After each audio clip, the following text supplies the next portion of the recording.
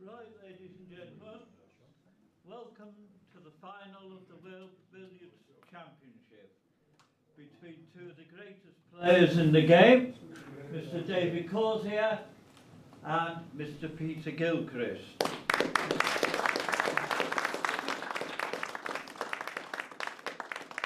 Your referee is Chris Ellis and your marker is Stephen Harrison. Now, just before we start, the photographer wishes to take a picture of the two players. Central. Cecil, is it? Is it over to me now? Yeah, just to take the Okay, picture. sorry to interrupt, won't be too long. Can we have the trophy at the end of the table, please? And then two players will come up and stand down the side. You want the main one? Please, yeah? While the photographer's doing that, can I ask you all to ensure that any electronic devices are switched off or at the very minimum switched to silent so that there's no interruption to the play. The top bit's loose. Take the top off, take the top off, Steve. Where do you want it? On the end of the table, yeah, it's in the middle. And then, yeah, that's the front.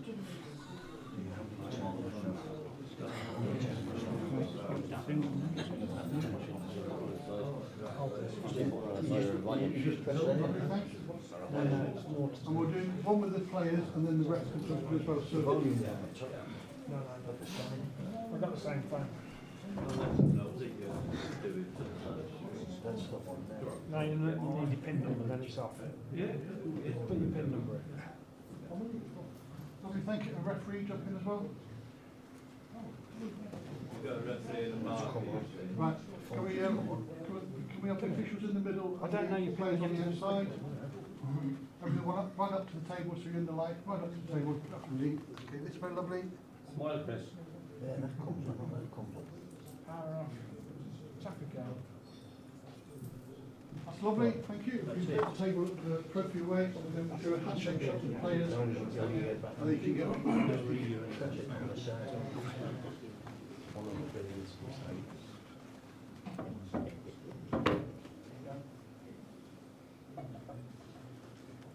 Super. Thank you very much. I'm going to hear a repeat of all that, but it'll be on the live stream this time. Sorry about that. Welcome everyone. Welcome to the final of the 2023 World Billiards Championship, played at the Landywood Snooker Club. Great to see a good crowd here. I'm sure there's going to be loads of spectators watching at home. The final is between the defending champion from England, Dave Causier, and last year's runner-up, 2019 champion, Peter Gilchrist from Singapore. Your final marker is Steve Harrison from England. And the final referee, Chris Ellis from England. Good luck to the players.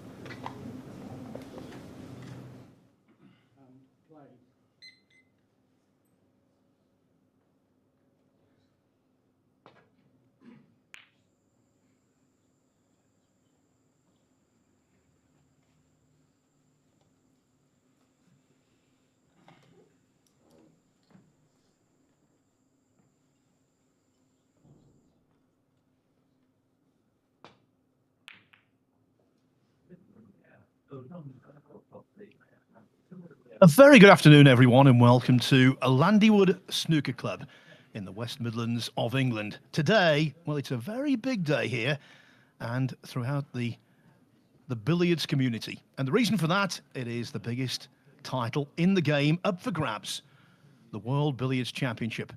It features David Causier, the final, against Peter Gilchrist. It is England against Singapore. 5 hours of top-class action. My name is Phil Yates. I'm here all day providing the commentary for you.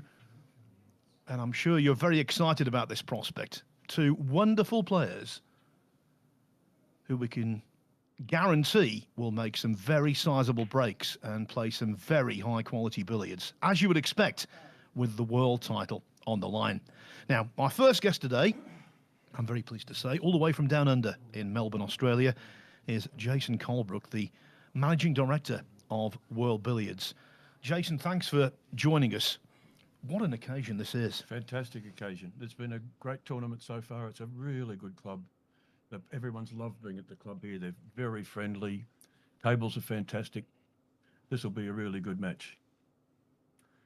Well, I can only echo your sentiments about the club itself, because I've been to hundreds of snooker clubs up and down the country, all over the world, and I don't think I've ever been to one quite as nice as this. The conditions are absolutely impeccable, aren't they? It is. It's amazing the feel of this club. It's a new club, but it doesn't feel like a new club. It feels like it's been here forever. We've got modern tables and modern lighting, but the memorabilia around the club is really, really good. David Causier, I think you would say, apart from being the defending champion, has to be regarded as the favourite to come through. But we all know about Peter Gilchrist's CV and his impressive career record. He's more than capable of recapturing this title. There's a slightly nervy start from Peter. He had a fairly simple drop cannon earlier and caught the red thin, which he would have loved the chance to make a big break and get a commanding lead. But I'm sure both players will settle down very fast. We're playing on a star table, same as they use on the World Snooker Tour, heated slate, straw and 10 cloth. Aramis Pro Cup balls, they're a sponsor of World Billiards. We're using Pro Score for the embedded scoring in the stream, another sponsor of World Billiards. Thanks to our sponsors. And of course, if you want to ask a question on the chat on YouTube, feel free to do so. I can answer one question already. Mr. Pastor said, is that Clive Everton in the front row? Well, I'm afraid it isn't.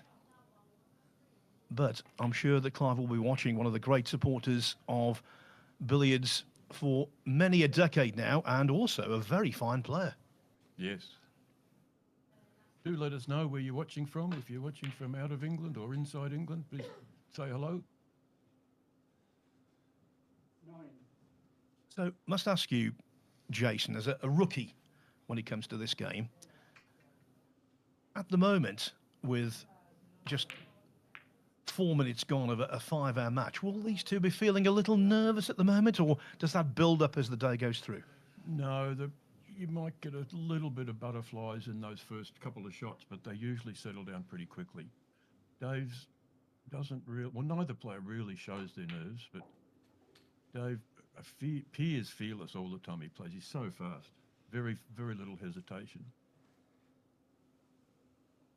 14. Well, John Metcalf from Carlisle asks me, what's my highest break? Well, in snooker, I've made a few centuries, but I've never played billiards. So, as I say, I'm very much a rookie. I will be asking all of the questions and getting the knowledge that way. 18. Nice to see we've got Tyler from Seattle, Washington, watching us. Seattle has become Fantastic. a snooker hotbed. They've got a lovely club there. And I know Judd Trump has played an exhibition in that part of the world, and they have a ladies' world ranking event as well. So the Pacific Northwest is becoming quite a 12-by-6 place to go to. It's taken a while, but snooker is getting a little bit of a hold in the States. There's a small academy in Arizona. We were actually invited to take a billiards tournament there just before the pandemic, but things haven't quite gotten back to normal yet. So Dave's at the top of the table now. We've got first opportunity to make a commanding break. 28. The thing is with him, like all of the great players in the game, and I use that word great advisedly, he has the ability to make the sport look easy. He does. It's the thing that makes billiards perhaps not a great TV sport, is that the better the player, the easier it looks. And when they get the balls into this position, top of the table, it can be quite repetitive for an uninitiated viewer. But if you're a billiards enthusiast, this is what you love. You want to see big breaks. You want to see the player down here and make 3, 4, 5, 600. Dave currently has the high break for this tournament, 511. We're using the balk line crossing rule, as we do for all World Championships and also level 4 and 5 ranking events. Yeah, so between 80 and 100 in every break, the balk line has to be crossed. Yes. Between 80 and 99. And you'll see a number of different ways of crossing the balk line. 46.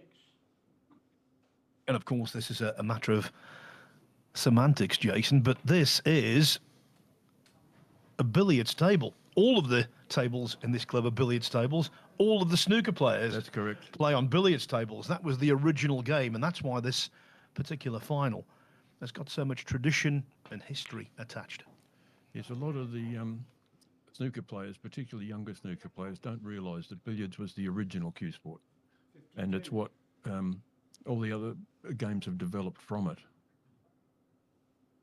Fortunately, the WPBSA is aware of the debt owed to the sport of billiards and supports billiards through World Billiards. G'day, Grant Medley from Sydney.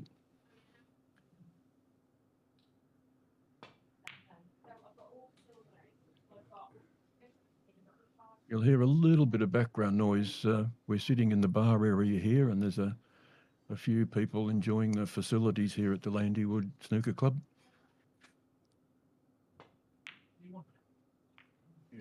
Oh, that's very uncharacteristic. The one thing I will say about the star tables, when it comes to snooker, and obviously it applied to that particular shot as well, they are so brutally cut, the middles. Obviously, all of the pockets are tight, but the middle pockets in particular, they have no margin of error whatsoever. But I was still surprised he missed it. Yeah, no, that's right. They're very tight. Potting along the top cushion into a corner pocket is one of the hardest shots on these tables for billiards players. Someone's asked for a brief explanation of the rules. The red can be potted. When the red's potted, it goes onto what we call the billiard spot, but what other players might call the black spot. And it can be potted twice off the black spot, and then it goes up to the centre spot, or you might call it the blue spot. And then once off the blue spot, it goes back to the black spot. If the black spot happens to be occupied when the red has to be spotted, it'll go onto the pink spot, which we call the pyramid spot.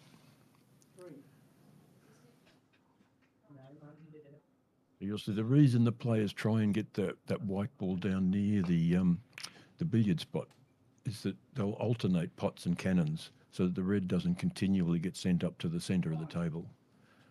They like to go pot, pot, cannon, pot, pot, cannon. Now, this is the pot he missed a short while ago, or something very similar. Oh, he's not going for the pot. He went for the cannon quite wisely. Tell you what, though, when he missed that pot, David Causier, he must have expected to incur some damage. He didn't, because Gilchrist missed, and so Causier back to the table very quickly, no doubt relieved.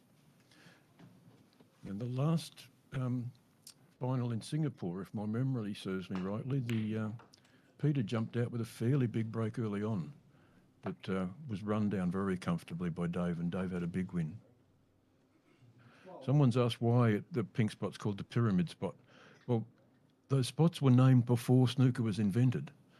So they were called the billiard spot, the pyramid spot, and the centre spot long before people played snooker.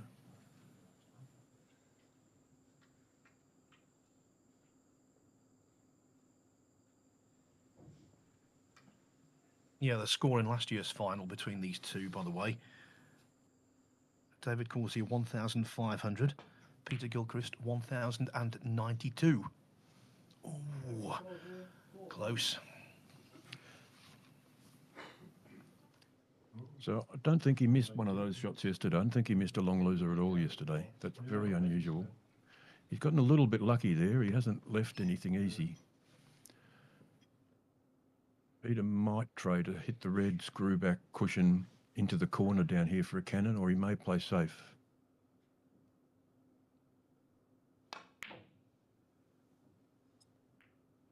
Nice shot. Shades of carom, that one. Yeah. There'll be a little screw back in off the yellow. Probably try and just centre that yellow. Try and send the yellow off a couple of cushions into the centre of the table. A little bit of check side to help that ball into the pocket. For anyone watching, 2 for in off your opponent's ball, 2 for potting your opponent's ball, 3 for in off the red, 3 for potting the red, 2 for a cannon, which is where your ball hits both the other balls. And someone's just saying, if you pot your opponent's ball, it stays off the table, which is why the players try and avoid that. That's another one that's gone wide.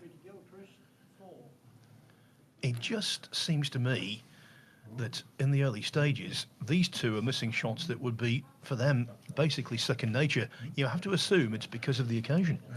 It could be, or it could be the first match of the day on the table. Sometimes the humidity varies a little from day to day. The balls throw a tiny bit wider or narrower.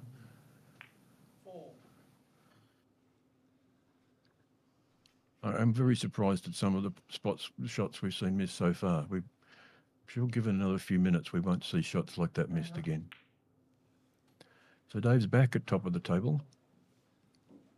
This is called floating white, where your opponent's ball is between the red and the top cushion, and you just sort of bump it around, keeping it close.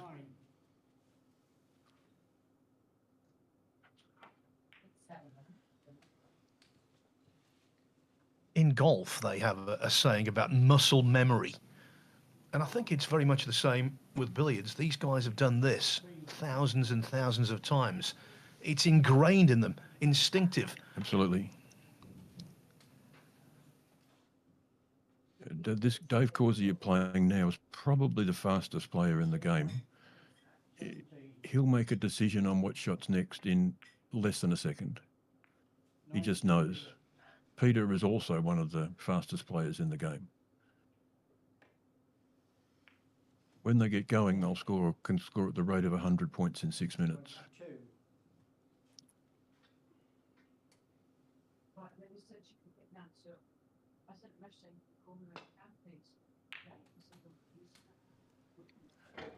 But a little bit thin, which is why his cue ball has run well up the table. Just a little gentle run through cannon, nice and soft to try and keep the red under control. So he's still in good position here for top of the table. Alex Don's just posted about the amazing staff here at Landy, but Alex played in both tournaments and did very well. Yes, the staff have been fantastic, just so friendly. Well, in the West Midlands, it's the salt of the earth. It's great for me because this is very much a home fixture. I'm born, raised and still living in this part of the world, so to get in the car for half an hour and get to a venue, that's a real bonus for me, especially for someone who's just come back from the Vietnam World 9-Ball Tour event, which was held in Hanoi last week. That was a much longer journey, I can tell you. It was 30 minutes here, it was 30 hours back from there. Yeah, that looked like a great tournament. It was incredible, honestly. You run out of superlatives to describe how good it was. The crowd on the last day, I've never seen a crowd like it. Approximately 3,000 people there in the Hanoi Indoor Stadium. And they were perfectly behaved. They were so quiet and respectful on shots. And then, when they needed to make noise, boy, did they make some. It was a fantastic match, the final. It went to the deciding rack, and we couldn't have wished for better. So I live and work in Singapore, and Singapore's Aloysius Yap did quite well. I think he made the last 16. Yeah, Aloysius is a very good player who will win big titles. There's no doubt about that. He came very close to winning the US Open a couple of years ago. Yes, Ko from Taipei put in an amazing game against him in the final this year too. Well, yeah, it was the semi-finals. Yeah. And Ko Pin-Yi potted 99 balls.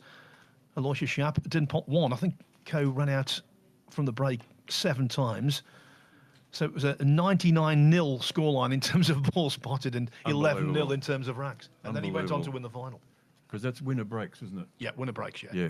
The great thing about winner breaks is that it enables feedbacks to occur. And so consequently for TV, it really is a good introduction. Now, IOM 777's ask, is a plant legal shot? Yes, it is. You can play one ball onto the other and pot the second ball, no problem at all.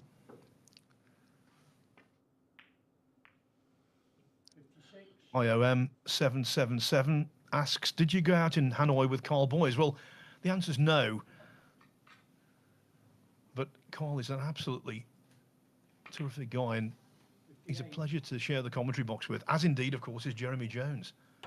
Very lucky in that respect to have two of those guys who are so friendly and so knowledgeable. It's a tragedy that there's now this political interference in the sport of pool like there is in billiards.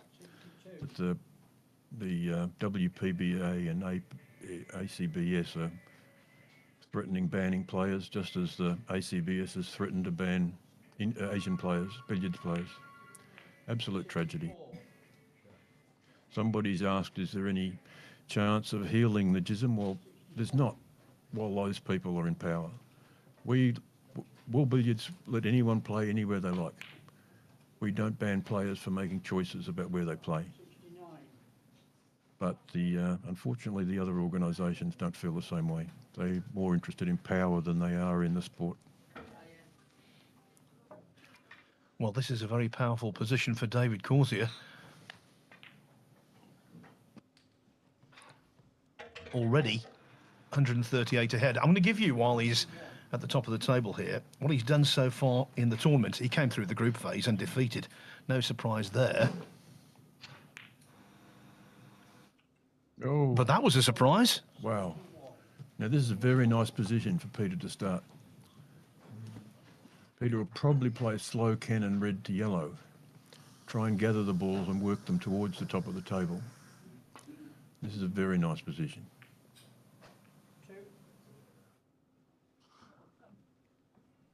So a little thin cannon here, red, cushion, yellow. Nice and soft.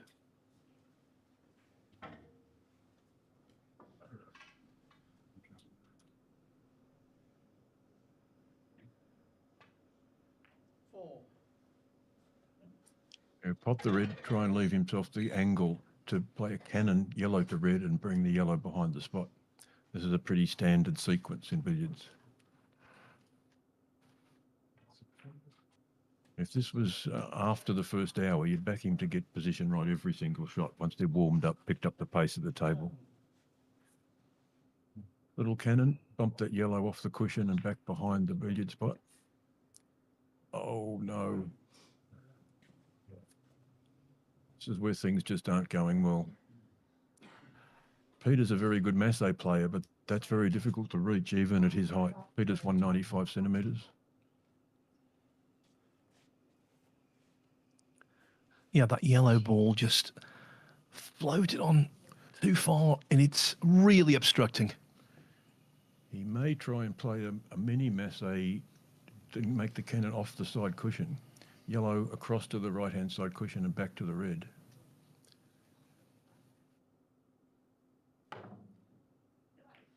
Just like that, perfect, great shot.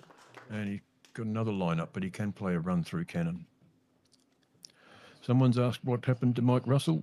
Mike's welcome to play, elected not to play.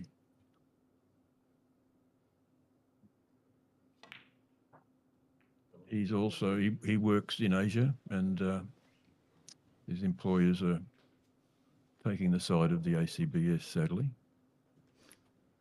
I think one of the incredible things about this final and about billiards in general is that, yes, Peter Gilchrist is now a resident and a citizen of Singapore, and quite rightly he's representing them, but he is from originally the northeast of England, Middlesbrough. So too is David Causier, so too is the aforementioned Mike Russell, and so many wonderful players over the years. I can't think of a parallel where one, in the scheme of things, small city or town has produced so many world-class players. That's right. At the same sport. I believe the Teesside Boys Club is where we owe those great players from. They had a regular Saturday morning competition and coaching and it happens in some sports. You get periods where the good players spur on the other good players. Strong competition encourages everybody to improve.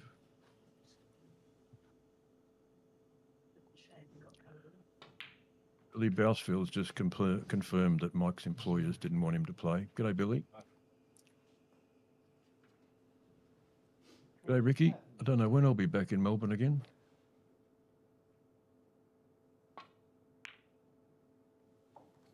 While you're here, I must ask you this.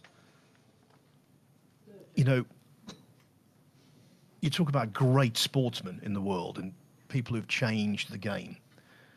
Tiger Woods clearly comes to mind. Sir Don Bradman, another one who was so far ahead of the competition. And billiards produced a figure like that as well in Walter Lindrum. Absolutely. People don't realise just how remarkable he was. I think in terms of being completely dominant and so far ahead of the competition, maybe the greatest cue sports exponent ever. Yep. There'll never be someone the same as that. It was just so dominant. He came from a family of billiards champions. His first 6 months playing, he was only given the cue ball.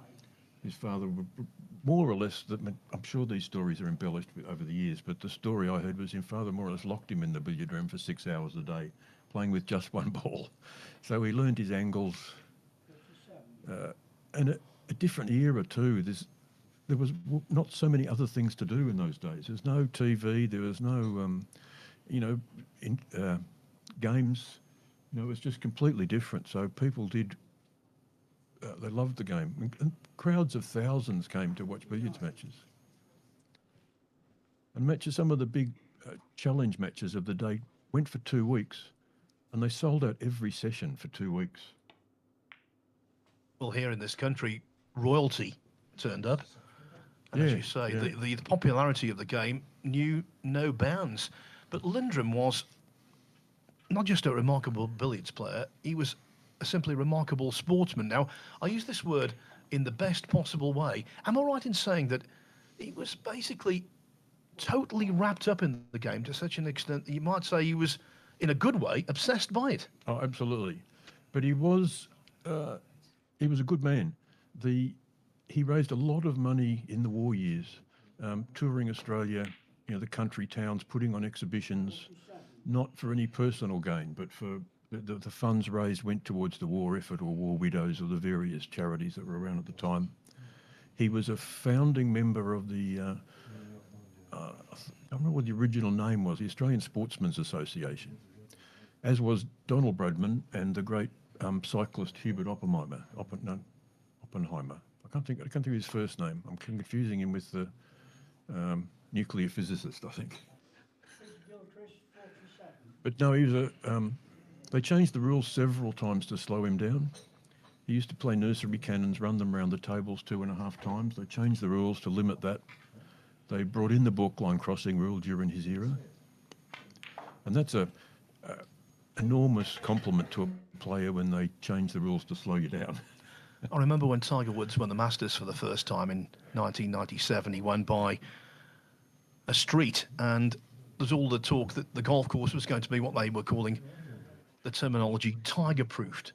And at the time I remember thinking, well, this is rather like Walter Lindrum, because he didn't just win, he completely changed the sport. He was so good, he completely changed the sport. And there was some controversy in those days.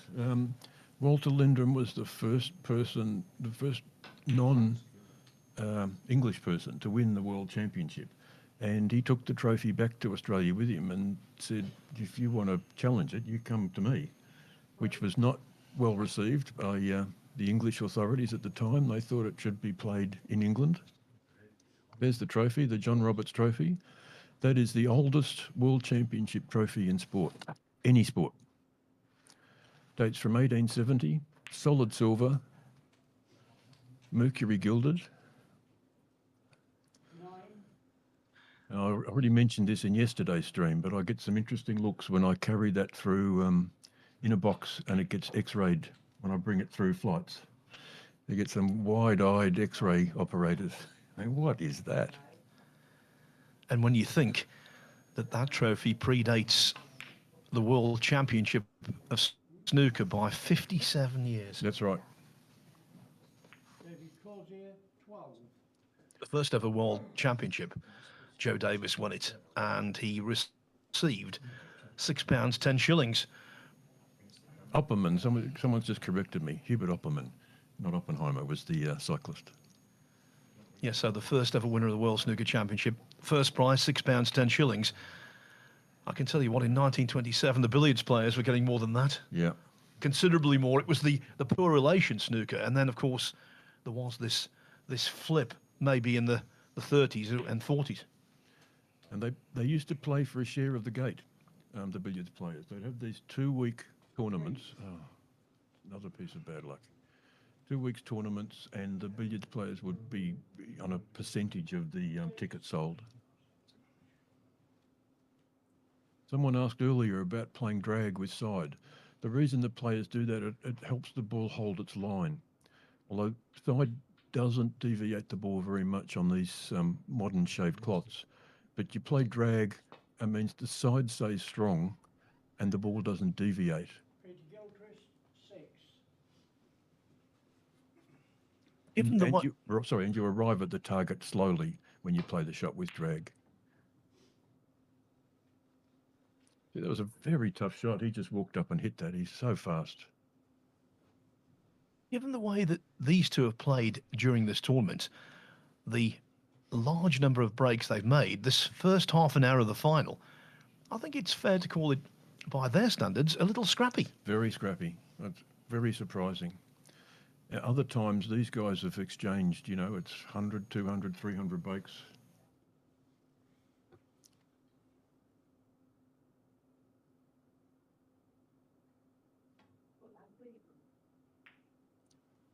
Well, I went through the stats this morning when I arrived. Over the course of this championship, Causier has made 27 centuries, 14 double centuries, 4 over 300. And look at his semi-final against Robert Hall yesterday. He made 517, 299, 189, 104, 188. So we're not seeing that form yet, are we? A couple of weeks ago in New Zealand, Peter made 3 breaks over 500. That's without the balk line crossing, though. So these guys are capable of exchanging big breaks. They just haven't really gotten going yet. We always say in snooker, if you're going to see scrappy snooker, more than likely it's going to be in the first frame or a decider when nerves are particularly raw. And I suppose this would equate to the first frame, the first segment of a very lengthy match. Emmett has asked about how they decide who has which ball. They string. We call it stringing, like lag in pool. The players play from the balk line down to the top cushion, back to the balk cushion. Nearest has the choice. He chooses which ball and he chooses whether he breaks or the other player breaks. Gilchrist, 6. So Causier's lead here, after half an hour's play, is 95. 2. So we'll see what safety play. He'll put the red in balk. I don't think he can also get the yellow in balk. So no, he's gone the other way. He's aiming for the red on the top cushion. David Causier, 2. This is regarded as a fairly easy cannon. When you get a ball in the corner like the yellow is, it's quite a big target. You can hit it off the side cushion or the balk cushion or direct. But quite a big margin for error on the shot.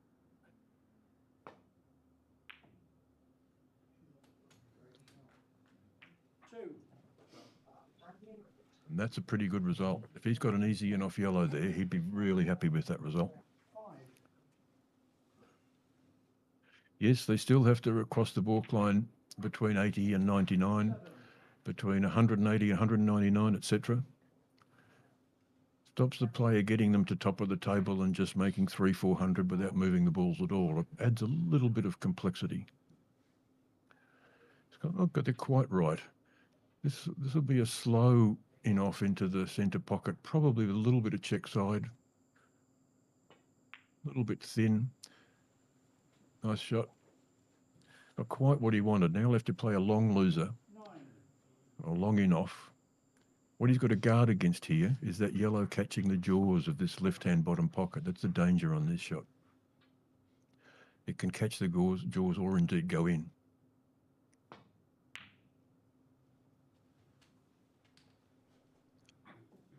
Now he has to play another long loser. This is a bit easier because it's more in the centre of the table.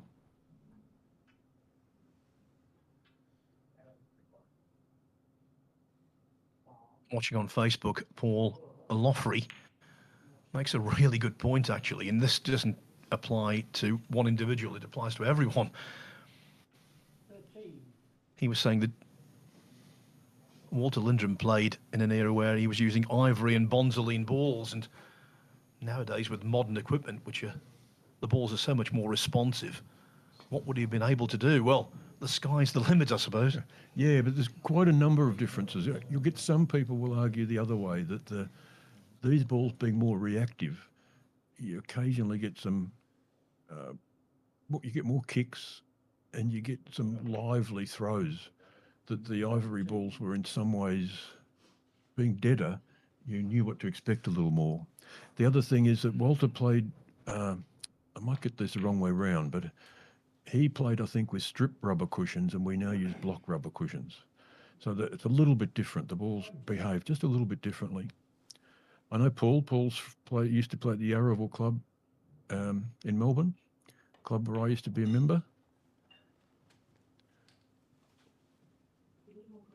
A great community club in Melbourne that where other clubs are getting rid of their snooker tables, they bought a building down the road and set up a billiards academy, or snooker academy. Great club. 25. Hello to everyone from the Yarraville Club, if any of you are watching. Well, Peter Gilchrist has got good recent memories of the Yarraville Club in Melbourne because he won the Pacific International Billiards Championship there this year, beat Dhruv Stitvala 1,500 to 1,441 in the final. Let's hope this final is as close as that.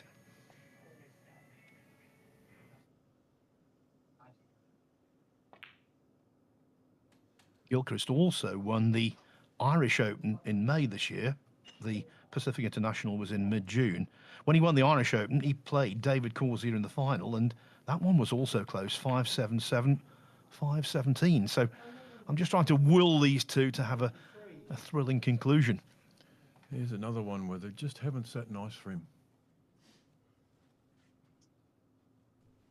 Just not quite having the luck.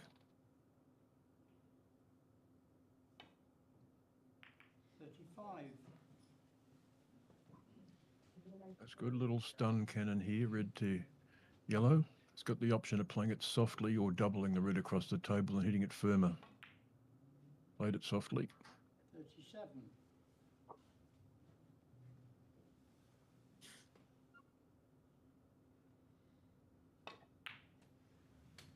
One final thought on Walter Lindrum.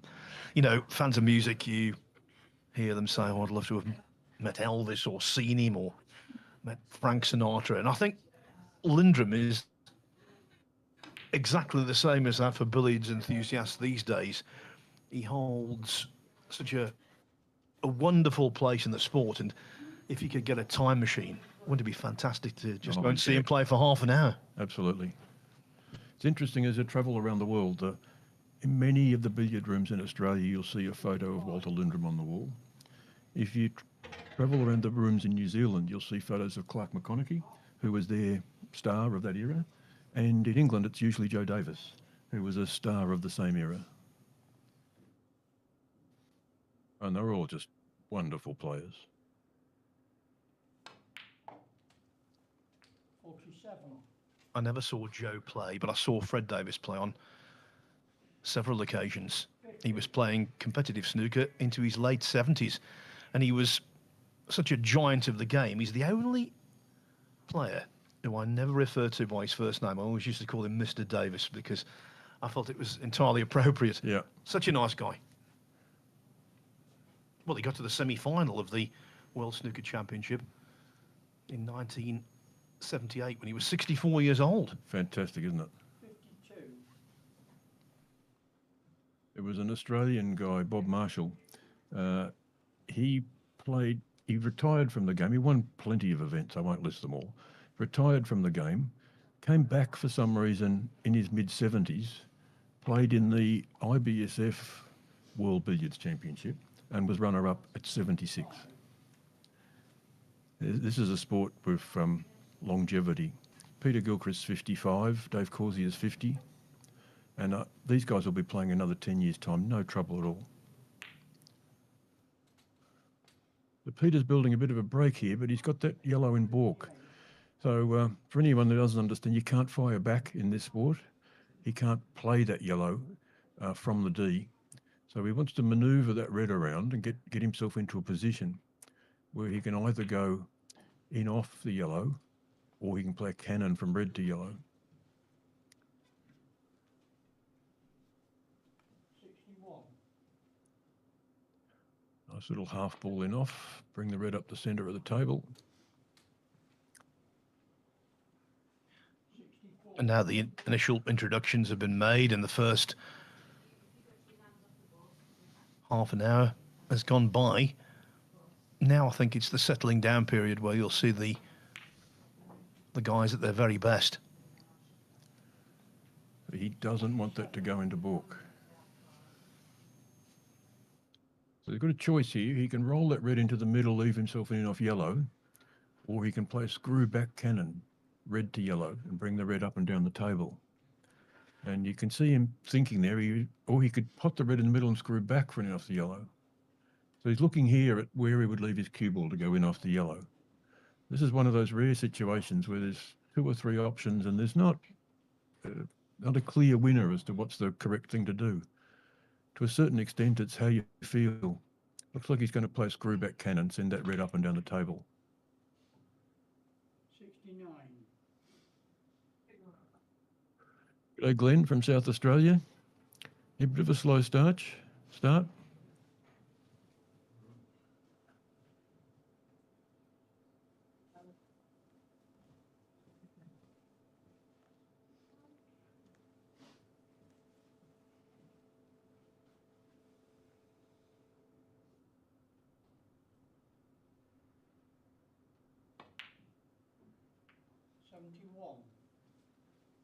Just gave you That's a shot of, that's a shot of lovely touch there. He's left himself with a red, got a half ball in off the red from the D.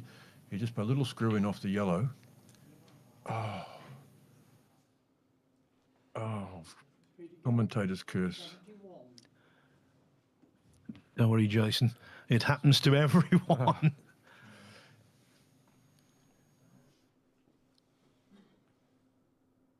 Dave will probably pop that follow in. Then he'll play a couple of shots off the red, then eventually leave a double baulk. 4.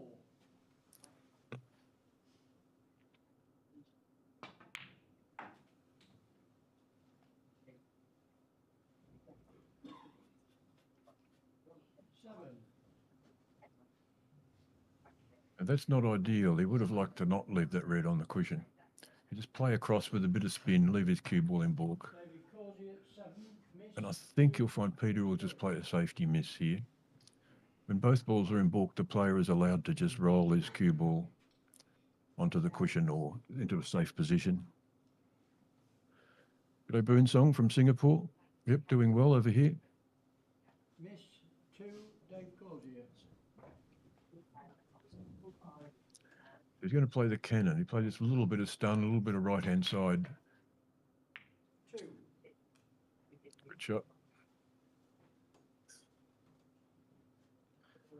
Now, Chris Bland makes a good point. He said, talking of Fred Davis reaching the semi-final at the Crucible age 64, well, he went on to win 2 World Billiards titles in 1980, a couple of years later, and he and Joe were the only men to win both the snooker and billiards titles.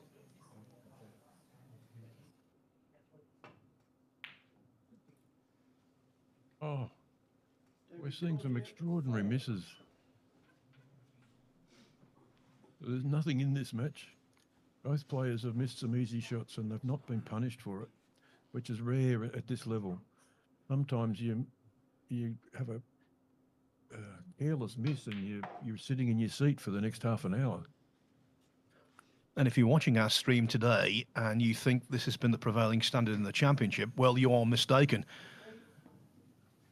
It's not. The standard has been simply superb. Talking about Peter Gilchrist, he's made 2 breaks over 300, 12 double tons, 27 centuries. His best is 399 when he beat Peter Sheehan in the semi-finals yesterday. He outscored him by over 1,000.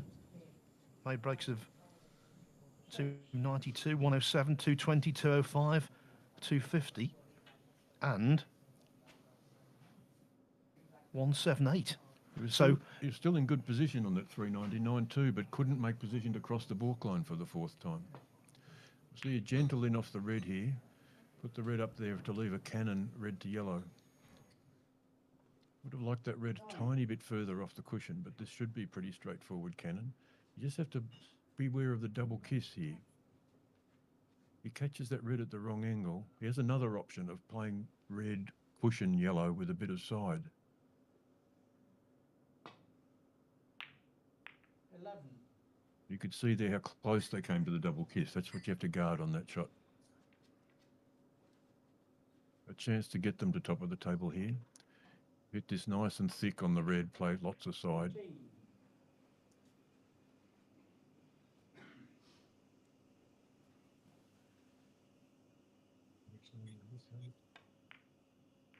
one of the amazing aspects of top-level billiards is the concentration level needed. So basically, if you clear the table at snooker, you have to pot 15 reds, 15 colours, and then the colours themselves, so that's 36 shots. To make a very sizable break at billiards, which these guys do as a matter of routine, you're at the table for a much lengthier amount of time. So Peter's world record break under the current rules is 1,346, which is about 600 shots without missing. And that would have taken him an hour and 20 minutes. So that's a lot of concentration. It's phenomenal.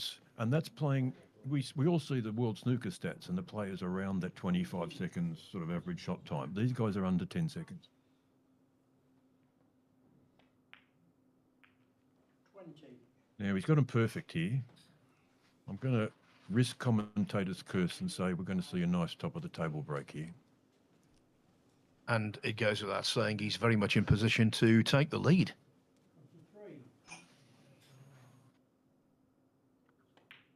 It's interesting at this level, because of the standard, the players don't really worry about even 300 or 400 behind doesn't stress them too much. They know it's one break.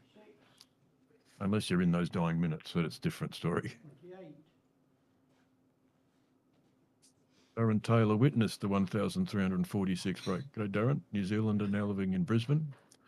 That was made at the Hamilton, I think it's called the Cosmopolitan Club or Causier Club.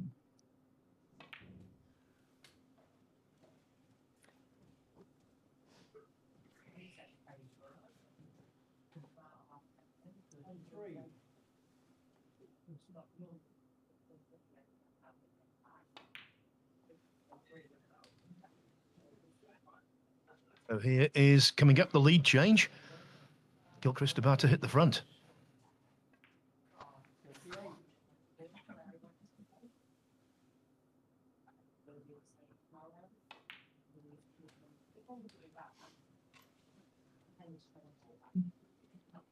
Yes, it'd be nice to see a big break here and put a bit of pressure. He needs to put a bit of pressure on Dave. Dave just, if there's no pressure on him, he just, we've seen another bad shot there. They're screwing off with check side. He doesn't want that red to go in. 46. Don't know whether maybe the cushions are playing a bit bouncy today or something, but that cannon where he put the red on the side was very unusual.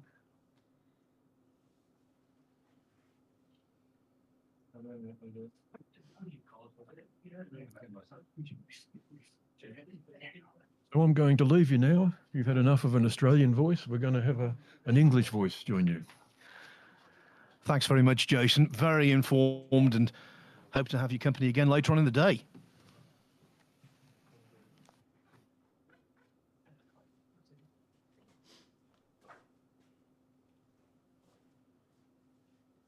Now, from one expert to another, joining me behind the microphone is Rob Hall. So what do you make of the start of this final? We were saying, I think, maybe nerves are biting a little. It is a massive match for both. Yeah, I think they've both struggled to get settled so far. There's been some very bad misses, half ball misses, which is you just wouldn't expect from these two players. But I think as the match now goes on in time, that they'll settle down and we'll see some much better billiards than what there has been so far. Yeah, I think as this 5-hour final progresses, I think it's just inevitable that these two are going to show their true colours. Or at least one of them. Yeah, I mean, Peters looks like he's stroking the ball pretty well now. I think Peter plays probably more of a kind of a conventional game than what David does. David he's almost got a style of his own. He doesn't mind getting the balls rolling around the table, where Peter's a bit more controlled. But having said that, he's just missed a very simple half ball drop cannon there, so that's unexpected. Yeah, a few times myself and Jason were chatting away, fully expecting these two guys to make big breaks, and all of a sudden, a big error crops up out of nowhere. Yeah, you can't, it must just be the pressure of the match. There can't be any more to it than that, really. I mean, maybe the table might be playing a little bit heavy this time in the morning. But I know the heaters have been on all night on the table, so it shouldn't be too damp or too much moisture. But there's been one or two wide throws, and it looked like the one Peter just played there was a bit of a wider throw than you might expect. So maybe table conditions are playing a part as well. So let's just talk about Rob Hall for a moment. How do you sum up your championship? Patchy, to be honest. I played okay in some matches and some rounds, scored fairly consistently, but I didn't get much of a look in the semi-final last night against David. He did his usual self, where he just continues to score heavy, as he does virtually every match. But balls didn't run very favourably for me, but you can't really use that as an excuse, because I did have chances and didn't score enough in the semi-finals. But the championship, it's on the whole has been fantastic. The club and the people here and the staff at Landywood, I mean, they've made the championship really, really great for all the players to be who came here and played. Yeah, I'd fully endorse the quality of this club. It's very close to my house, but I've never been here, and I'll tell you what, I'm very impressed.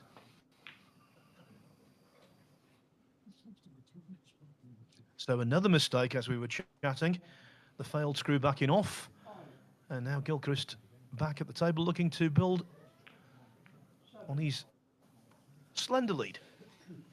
Yeah, he's in prime position now, where all the top players kind of feel at home, on the top slate of the table. As Dave having a little chunter to himself, is obviously very disappointed with the last miss, giving Peter this good chance. He's a delivery driver, David Causier. He's not delivered yet, but sooner or later, a big parcel of points is going to turn up. Yeah, it always does. At some point in this match, he will score heavy. And to be honest, I think Peter's got to take full advantage now of the fact that Dave's missed one or two shots he shouldn't have missed. I think considering the weather outside, this phrase doesn't really work, but he's got to make hay while the sun shines. Absolutely, yeah. But he's just made a bit of a mistake there. Overhit the previous pot red, left himself out of position slightly, and the cannon's left in this position where he's had to vacate the top of the table. Now he's got to play a selection of shots to try and get the balls back.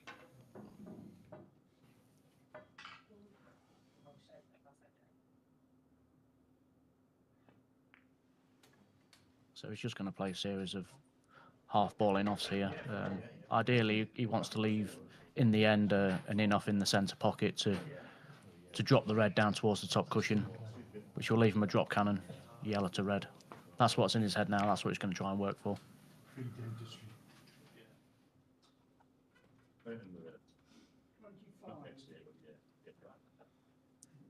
May have come too far for the centre pocket. Enough. So he might be forced to play in either a long loser or a cannon.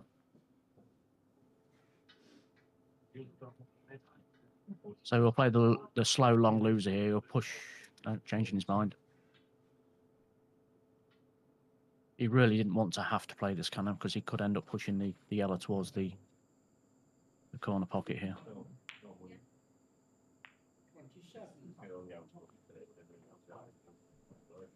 That's okay.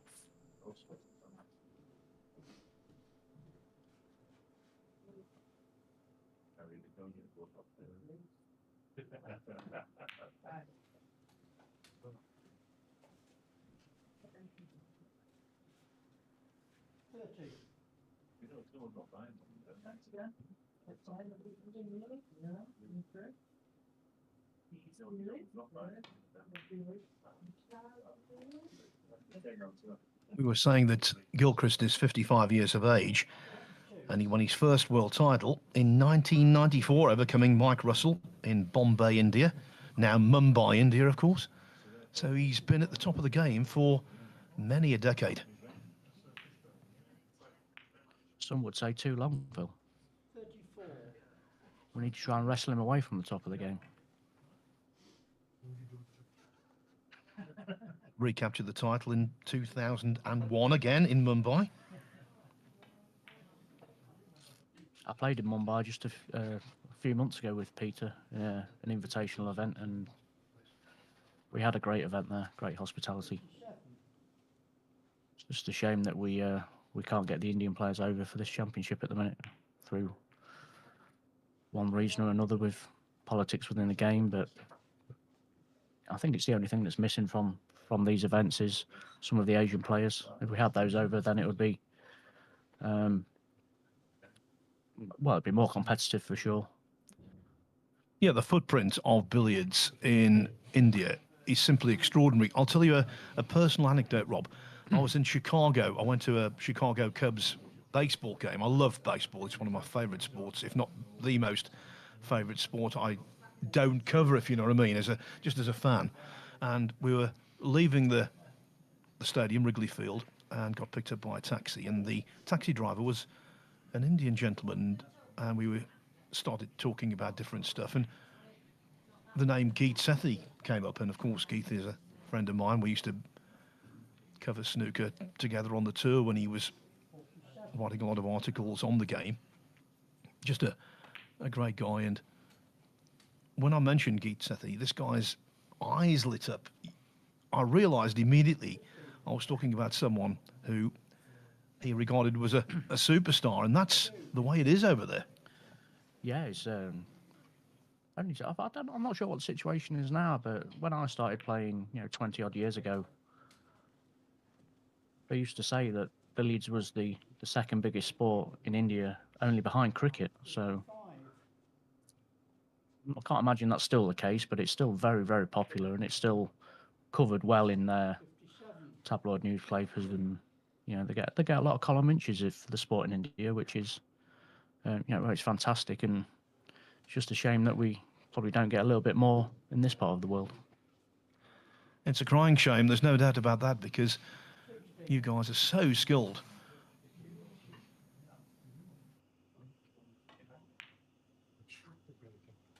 And now maybe Gilchrist is finding some form of rhythm. Okay, 63 break for these gentlemen is nothing really, but he's got the platform to make considerably more. Certainly has. He's got the Dave's ball fairly close to where he wants it. It's a little bit to one side of the spot, so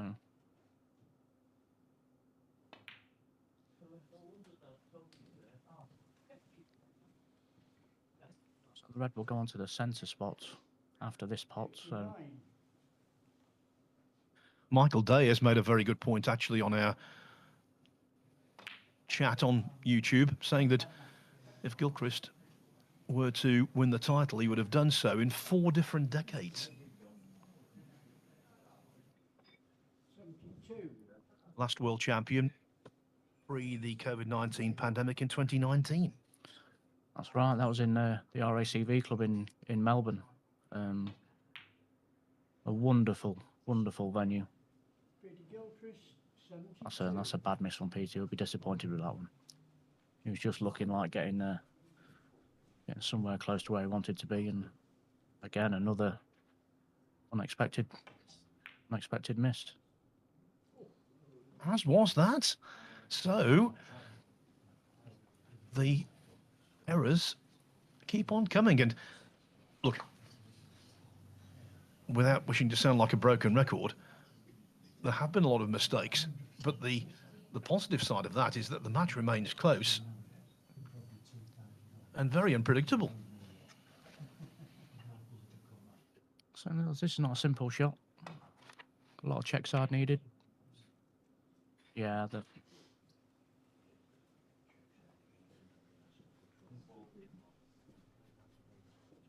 still seems pretty edgy out there at the minute.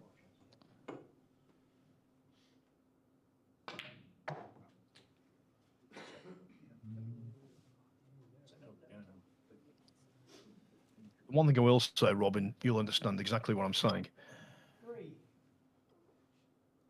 Quality isn't a prerequisite for entertainment and for thrills. Now look at the 1985 World Snooker Championship final, Dennis Taylor and Steve Davis, the most extraordinary match in many respects in the game's history. It was one of the very few Crucible finals that didn't feature a century. The break building in that final was nowhere near as good as some of the other finals we've seen there, and yet everyone remembers that over any other final. Well, that was right, wasn't it? I mean, huge viewing figures. I think 18 million, Phil. And Yeah. It was just the drama, wasn't it? And dare I say, it was the prospect of Steve Davis losing for once.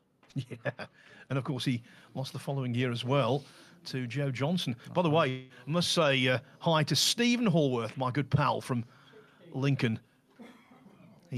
I know Stephen well. I'm also from Lincoln, so yeah, it's great young snooker player who's certainly dedicating his life to it. Does a lot of coaching as well. So, hello, Stephen. Good to have you with us watching the greatest game on the 12x6 table. Fighting talk. I'll tell you what, Stephen's a very good commentator as well. We do a lot of work with him on the Championship League, and he's a pleasure to be around. Yeah, he's a good guy. Yeah, he don't live far from me. 10 minutes from me. That's all. It's always one of the first results I look for on the snooker competitions is to see how we get on. So, well, he said on his message that he's hooked on watching this match, and it's stopping him from practicing.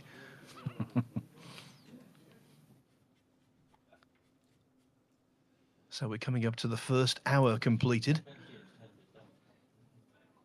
and Causier looking to find his normal gear. yeah, so he's going to go in off red here, and he's going to leave the drop cannon. It's actually wider than what it looked on the screen there. 27. That's unlucky.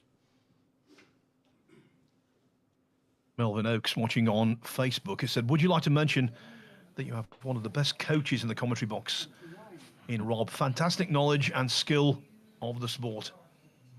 Yeah, I've had Mel over for a couple of sessions at my facility for coaching, so he's definitely improving. Stephen Hallworth has come back. Is there any sport you don't know about, Yatesy? Well, yeah, plenty. I don't know about football. That's why I support West Bromwich Albion. But I suppose you're a Lincoln City fan, Rob. I should say I'm a Lincoln City fan, yes. No, again, I'm not. I don't kind of follow one particular team. Obviously, always look out for the Lincoln scores, being the local team. I do love football, but just don't follow any particular team, to be honest.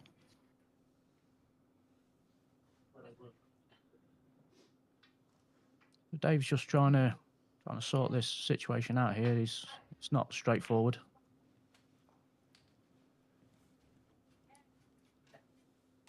I detect a little bit of movement on that shot. It has been said that Dave does move on the shot. And I get the impression he's definitely under pressure, because not so much the fact he's, what is it now, 42 behind with ample time left, of course, an ocean of time left. I just think the way the match has begun, he plays to such a high standard. Maybe he's a little shaken by the mistakes he's committed. Yeah, I think they're just kind of both desperate to get a decent sized break on the board, just to try and open up a little bit of a gap in the scoreline. 43. But Dave's good in this situation where the balls are not quite where he wants them, but he's very quick to get them into good positions. 45. By far the quickest thinker in the game. Hardly has to contemplate any situation. He just knows what he's going to play just in a split second. And without wishing to sound naive, Rob, when you're that quick, I suppose if you're well behind, it's a real asset, because you can make up the arrears almost in no time. Yeah, he's a quick thinker, but also, I mean, as you can see, he's a very, very quick player. Once he's down on the shot, hardly any time at all. Has that always been the case? Yes, he's always been extremely quick, extremely heavy scorer. I think he's only one of a very few number of players that's clocked over 1,000 points in an hour before, which is, well, it's ridiculous, to be honest with you. To score 1,000 in an hour is machine-like. I couldn't get anywhere near. If I played for the full hour unfinished, I still wouldn't get anywhere near 1,000. I'm just not a quick enough player to score that heavily.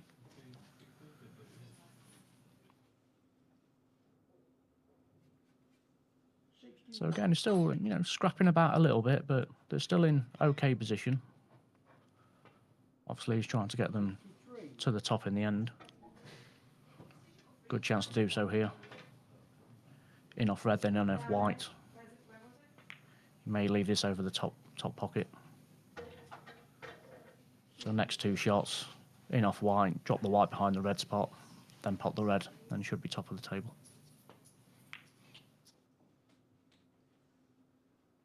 68.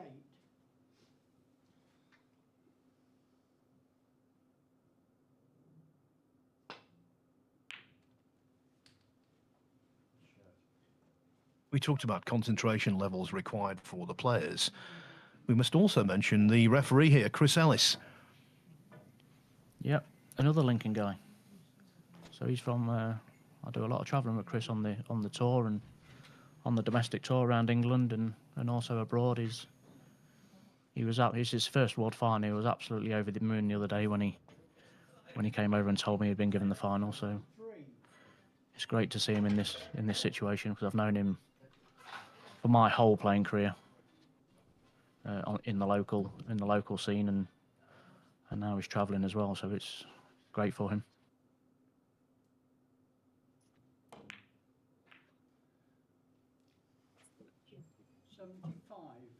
So again, Dave kind of got him to pretty much where he wanted him. He's in no time at all. He's lost the position again. So he's kind of got the process of plotting his way around the table, picking out the shot sequences to start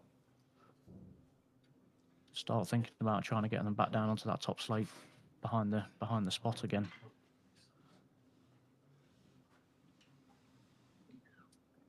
.6 points away from regaining the lead.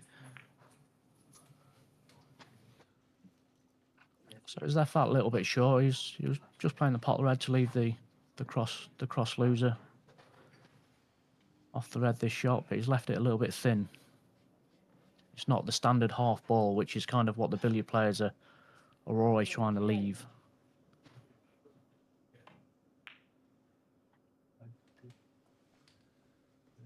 So to narrow the angle there, put a lot of check side on it to reduce the throw of the object ball, off the cue ball, sorry, off the object ball.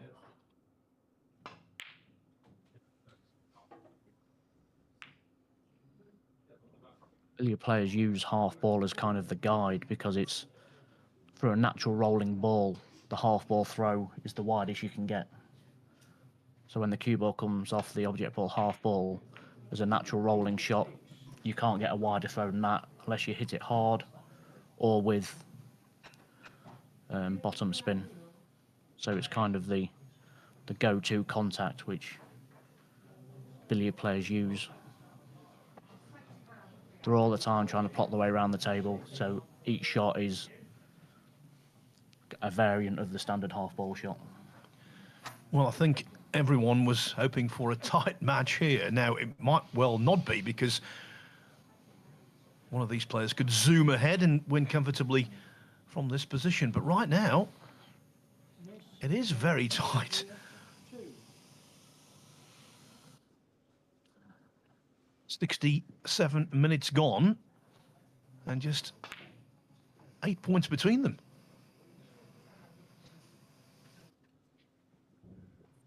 That must have been very close to the cannon.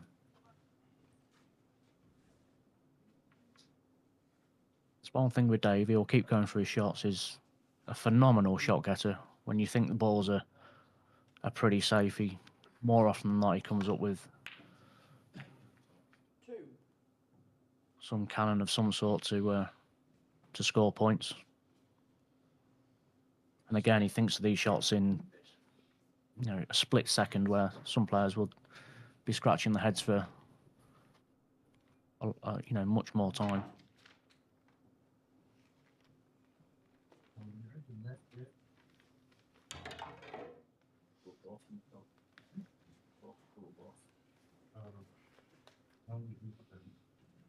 So Peter's just coming around to have a look there, just to have a look, see what the short Jenny would look like from hand off the yellow. So he may just pot this red and leave the half ball in off, which he has done. Again, that's a very, very common shot you'll see in billiards. The position where the white is now is a standard half ball contact in off the red. Literally the first shot I learnt in the game, this one. Virtually unmissable for a billiard player. 11. But he's left that short again. He wanted to bring that up much further. He wanted another in off in the middle pocket there, but he's left it short, so he's got the long loser. Again, on tricky tables that are thrown a bit wide, these require a bit more concentration.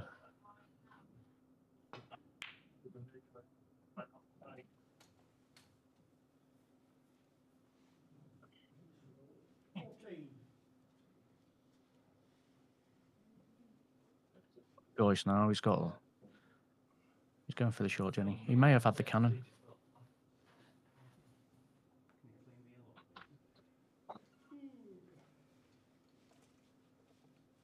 So we'll play this. He'll probably play this a little bit thicker than half ball and maximum check side, maximum right hand side on this.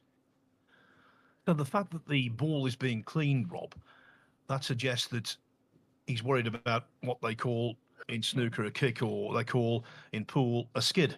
Yeah, absolutely. Yeah, the last thing you want. He's changed his mind though. He's going for 16. short Jenny was maybe a little bit narrow.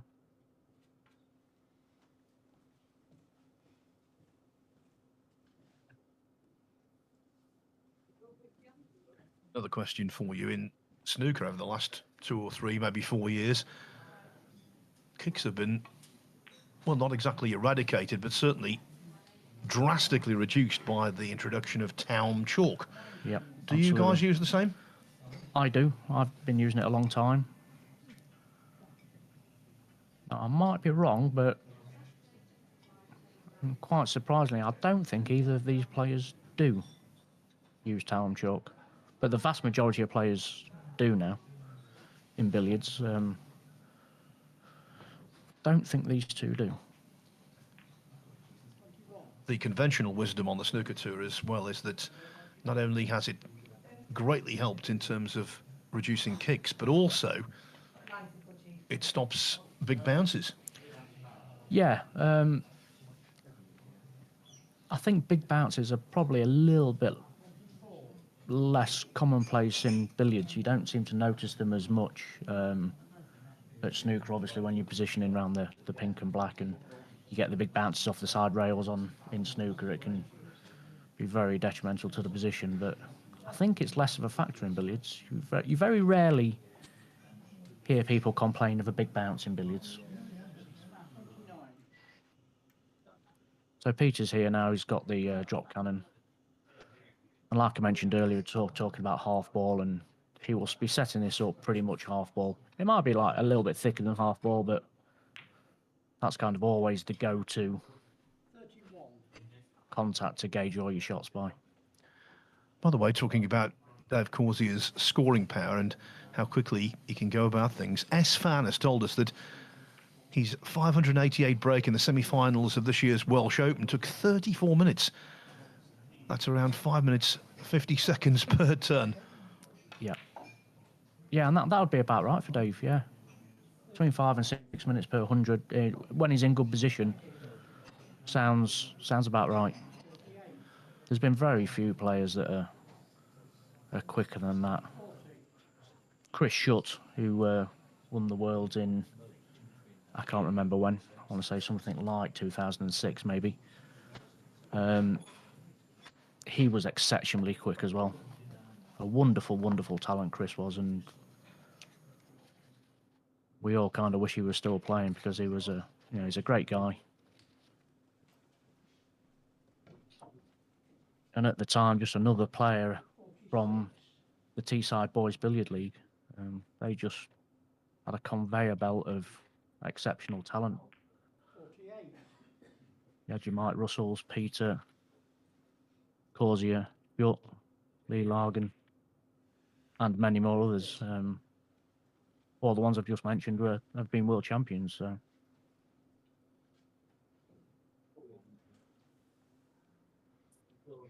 You're 1 year out, Rob. 2005. Right. Okay. You beat Mike Russell in the final, 1,620 to 1,365 at Pontins Prestatyn, a place I've spent many a week in. Yeah, absolutely. Yeah. Not sure if that place is still going, Phil. You at Pontins or? It is. I played golf up there last year, and it was still in operation then. By the way, watching on Facebook, Pat Werner from Winnipeg, Canada. Nice to hear from you, Pat, from Manitoba, where the weather in the next, week or two is going to get pretty cold. I was in Winnipeg for the North American qualifiers for the World Snooker Tour many years ago at Bourbon Street Billiards downtown. Had a great time. I was in Winnipeg just 2 or 3 weeks ago. I did a week's coaching clinic in Winnipeg, Manitoba. So we held several events over there over the years. I think 2013 was the first time we went over to Winnipeg. Just for us, it seemed like a random pocket of billiard players in central Canada. And over the years, we went back in 2015, 17 and 19. So they've kind of all become friends now. They're all part of the billiards family, if you like. So it was great for me going over there the other week and catching up with those again, first time in 4 years. Well, I'll tell you what, billiards is a great sport to play in the winter over there because you don't want to be outside. There's a street corner there called Portage in Maine, and apparently it's the coldest street corner, the windiest street corner in the world. Yeah, I always tell people the temperature, temperature in summer can be 40 degrees in Winnipeg, and in winter it can be 50 below. The temperature swing of like 90 plus degrees is phenomenal.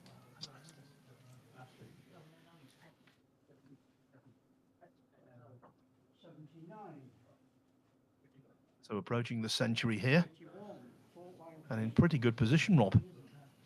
Yeah, he's good now. Literally exactly where you want the ball. You see how he's got the Dave's ball, the yellow ball, slightly offset from what we call the centre line of the table. What that does, that allows the cannon is just about to play here. It allows, oh my, I can't believe he's missed that.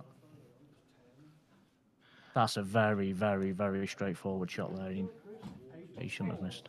Am I right in saying we've seen a plethora of mistakes so far? Is that the worst? I mean, if you had asked Peter to put the balls down in good position at top of the table, he would have put them there. Very, very surprising what's going on at the minute. Yeah, Causier, no doubt surprised, pleasantly surprised. He must have anticipated being on the receiving end of a sizable knock.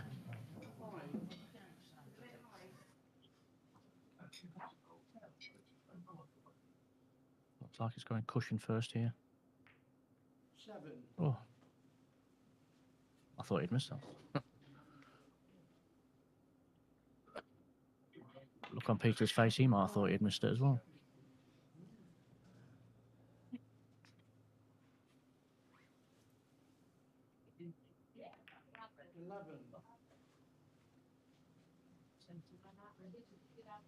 It's left that a bit awkward.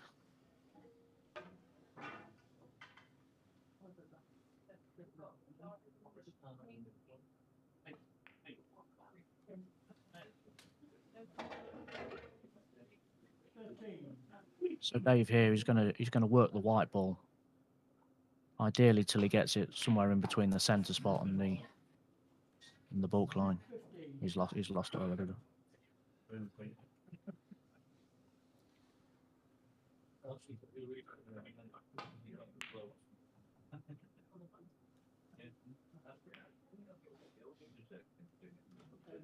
And again, leaving the table much earlier than we anticipated. I don't think either of them are going to want to see the averages at the end of this match. Some pretty low scoring visits so far. Been lucky there, Dave. He's not left anything. So just to put you in the picture with regard to the schedule, it's 2.5 hours, then a break, then another 2.5 hours to decide who will lift the John Roberts Trophy. And this could well be the case of the first session being quite disjointed and staccato, and then they could come out for the second session and play the lights out. That's the way it works sometimes. What's happening right now, it will not carry on for the entire match.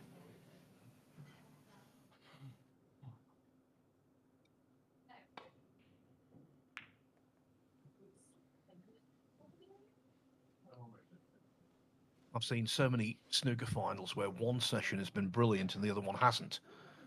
And it doesn't necessarily work that the first session's the scrappy one and then it improves. Sometimes you have a brilliant first session and then the standard deteriorates. But as a whole, quite often, the two sessions are very different indeed. Yeah, absolutely. I mean, when you get into the back end of the second session, if it's still a close match, then the whole pressure comes into it, doesn't it? Where literally the match is in the swing.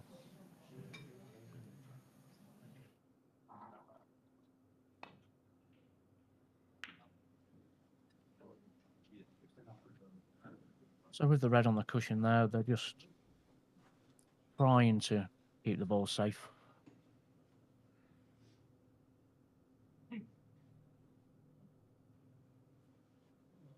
Not sure what's gone on here. Dave will have a go at this though for sure. Sure, he'll have a go at the cannon up the rail. There we go.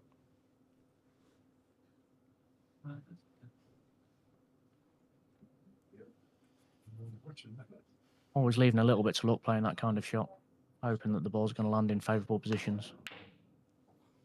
Oh, that's a nice stunning off.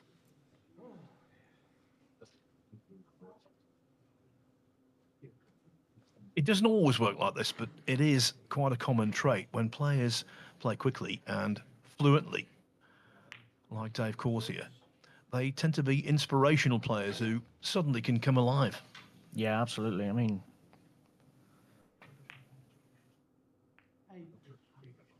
be a strange mindset going on out there at the minute. Both will be disappointed that they've not played well, but both will be very happy that the opponent's not played well either. So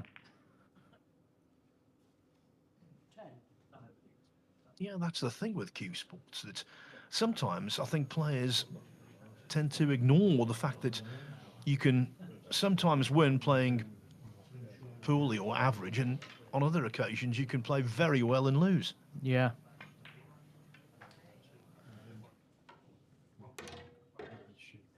You always hear players say in press conferences, I'm just thinking about myself, it's all about me. Well, the fact is, it isn't all about you. It really is about how the other guy plays as well. And in this instance, neither have caught fire yet. Another one players say a lot is, you know, they're not happy when they win playing badly.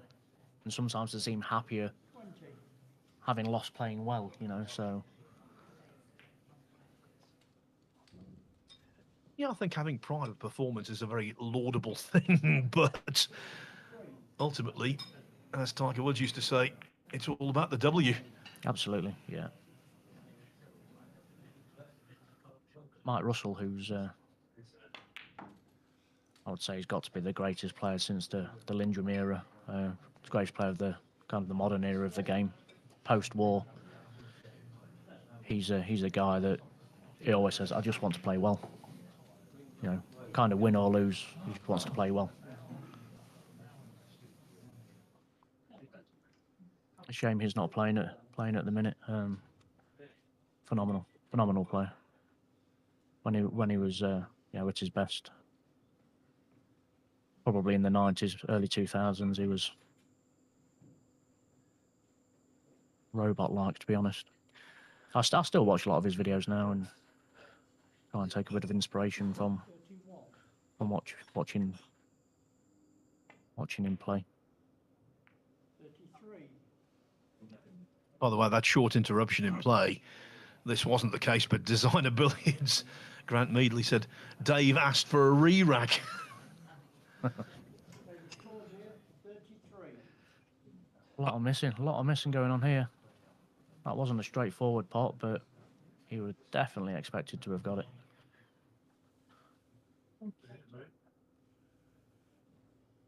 One of them just needs to take the match by the scruff of the neck, and neither has threatened to do so thus far.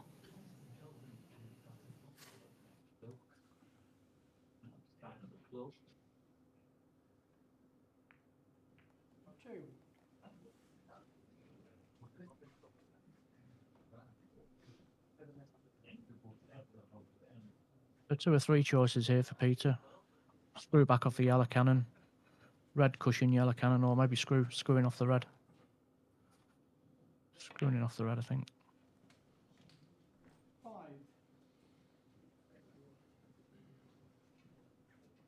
So that red now is in an ideal position from what we call red ball play.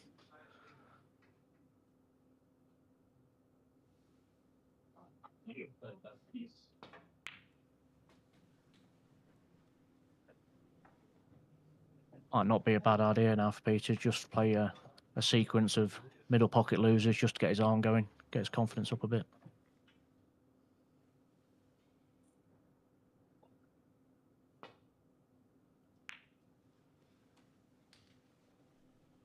From the last 16 onwards, he's had 3 one-sided victories, 2 double centuries in beating Barry Russell, 1,117 to 357. Then he beat Martin Goodwill in the quarterfinals, again handily, 1,156 to 326. And then in the semi-finals, it was a case of overcoming Peter Sheehan by over 1,000 points. That form hasn't been replicated here yet. No. I would hazard a guess that he's probably missed more in this match than those 3 matches put together at this stage, but I'm pretty confident the match will take off at some point, though.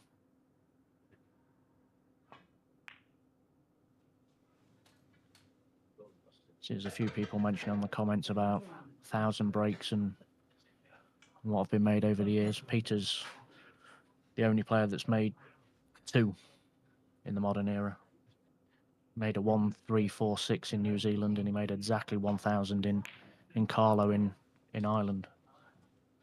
a few years ago. Well, it's probably a lot of years ago now, to be honest, but only feels like a few years ago. Somebody's mentioned there about Mark Russell again. He made a 1-1-3-7 in Pune in 2010 in the IBSF Championships. Geet Sethi has made one, 12.76. And Pankaj Advani has made one. Believe it or not, Pankaj made a 1,000 break in a 100 up match, playing off minus. I think he went unfinished, playing off like minus 900. Gilchrist, 17. We're not going to see 1,000 here. We're not going to see 100. The other player on that list, by the way, just to complete, Michael Ferreira. He had a 1,149. This was in 1978 in the Indian National Championship. And on the same day, he had a run of 995 as well. Well, best than that, the 995 was the very next visit after the 1,000. Wow. Again, when I went to India recently, I met Michael for the first time. Nice to meet him and have dinner. And great guy. Bit like Peter, full of stories and from years ago, you know, talking about the greats, you know, your Norman Dagleys and all players like that. So I enjoyed meeting Michael, great guy. Yeah, when Michael Ferreira had that 1,149, and then as Rob told us, the 995 next up, that was at a wonderfully named venue, the Saturday Club in Calcutta. I think, I might be wrong, but I think Michael's breaks were under the 5-pot rule off the spot. So now we have the 2-pot rule where 2 off the red spot before it goes on the centre spot. I think back those it was 5 pots off the red spot before it went up to the centre. What I want to know, Rob, is does the Saturday Club stay closed on Sundays? Should be closed every other day of the week, shouldn't it? See a few names cropping up on the comments here. Billy Bowersfield. Played with him all through my junior career and for a good chunk of when we turned into this kind of the men's event, if you like. Doesn't play anymore due to some ill health and being very busy at work, but he's a great guy and he was a wonderful player. Now, quietly, Gilchrist finds himself 55 ahead and counting.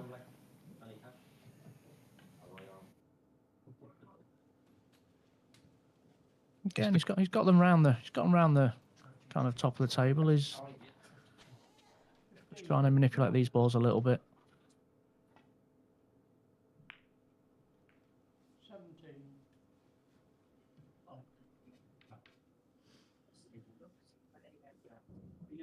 17.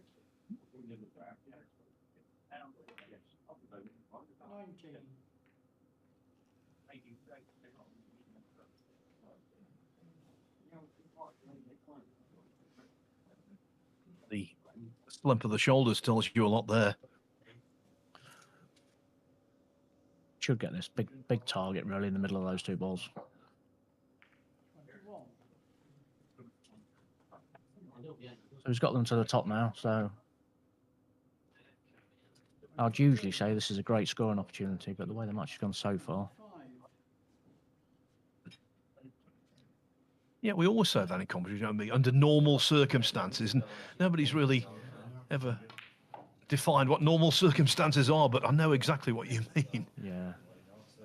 Again, I mean, he missed one earlier at the top, but he couldn't wish for these to be in much better position.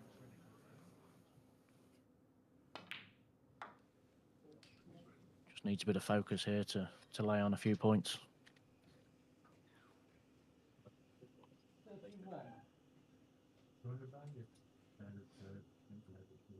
I thought a bit short, bit of a stun cannon here, which is not ideal. Balls can let's come out again.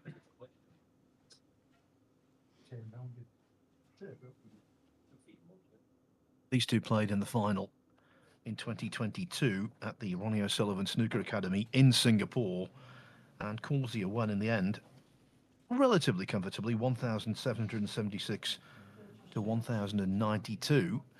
The way things are going at the moment, at the very least, it could well be a lot closer than that. Yeah, it's got all the makings of a close match at the minute, but still very, very early on. We're about 90, just over 90 minutes into this session. Be a 2.5-hour session. Real AMC is asking you, Rob, are there any young players you see on the tour, the circuit, who you believe have the potential to be a world champion in the future?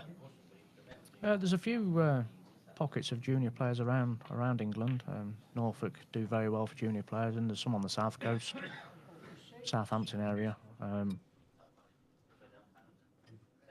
It's a shame that we haven't got more juniors, and you know, I'm sure you'll hear, Phil, lots of snooker coaching going on for juniors, and it'd be great if we could just introduce a little bit of billiards into those coaching schemes.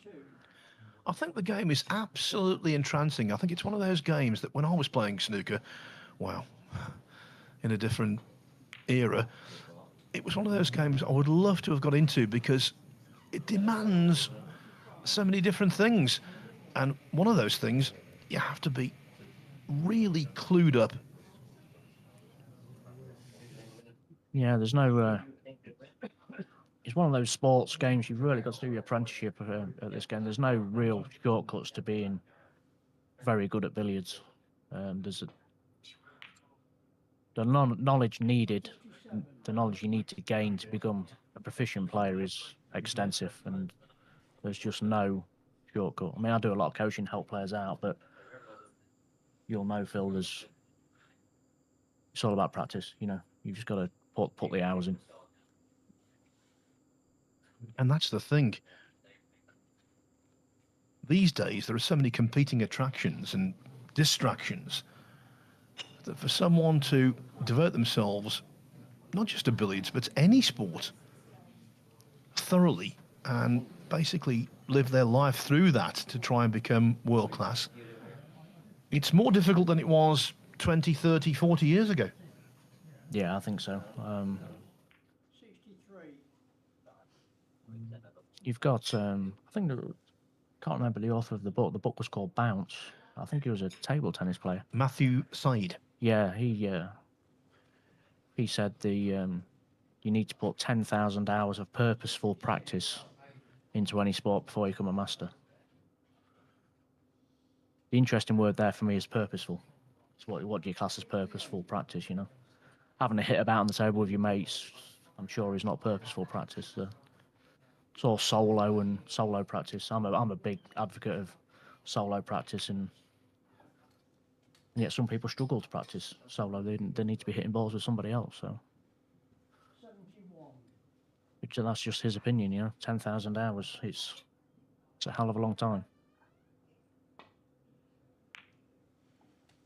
Well, again, to use a Tiger Woods quote, it's all about the reps, the repetitions. And absolutely. In this game, I think that absolutely applies. Yeah. There's set patterns in billiards. There's certain positions where you're working for set patterns. There's very little room for anything other than like the set routine. So the whole repetition is play the shot on to leave the next shot as often as you possibly can. Play the same shot to leave the same shot. It's very much a game of set patterns. I'm not a chess player, but people refer to chess a lot, where one move leads to another move, you know. Again, I'm just going to ask this question on behalf of our viewers. It's a game of such skill. Flukes obviously happen. Do they influence massive matches on a regular basis? Yeah, absolutely, they can, yeah. If somebody has an outrageous fluke on a 50 break and that break goes on to a 500 break, then absolutely. I mean, people say the fluke's only one shot, which of course it is, but It's that shot that leads on to the opportunity to make more points, isn't it? What was the worst fluke that you've been victimised by? Uh, Too many. I've tried to block them all out, Phil, to be honest. But no, I mean, we are. Snooker players are the same, aren't they? Where they'll come off a table lost saying, oh, the opponent left me nothing, or, you know, got no easy openers or anything. But it's all part of the game. I'm sure over the years it evens itself out. Yeah, I think numerically luck evens itself out, but of course, it's the timing of it, isn't it? If you fluke the final black in a World Snooker final, it's a lot more useful than if you fluke the opening red in a first round match. Yeah, absolutely. I'd say it's that kind of situation probably a little bit more rare in billiards, talking about fluking final blacks and things like that, but it certainly plays its part in the game. And I think that adds spice and interest to the sport. Obviously, it's not very nice when you're on the receiving end, but it's always a talking point. Yeah. Almost every match that concludes, players come off talking about if they have the luck or not, you know. So Peter here, I'm not sure if he's crossed the book line yet. He might be gearing up to here. There we go.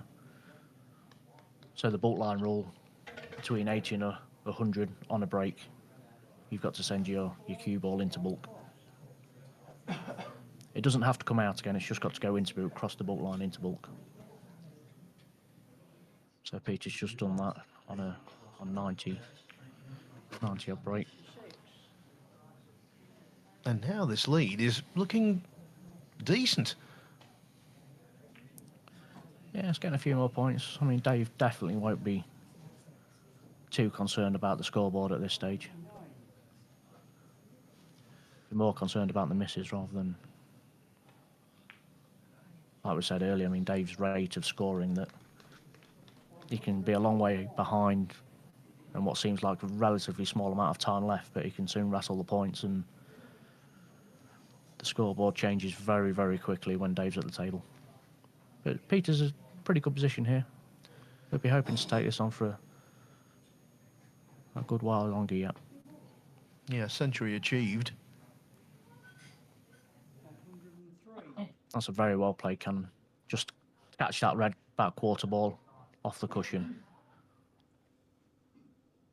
You have to play that very accurately.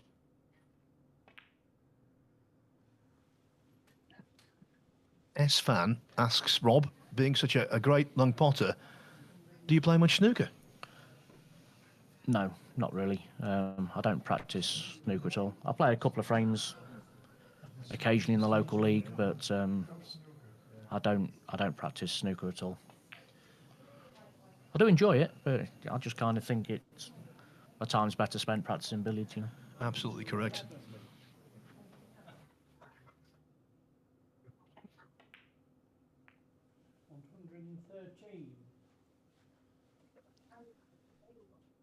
I'm not sure when the last time S-Fan watched me play, saying I'm a good long potter, by the way.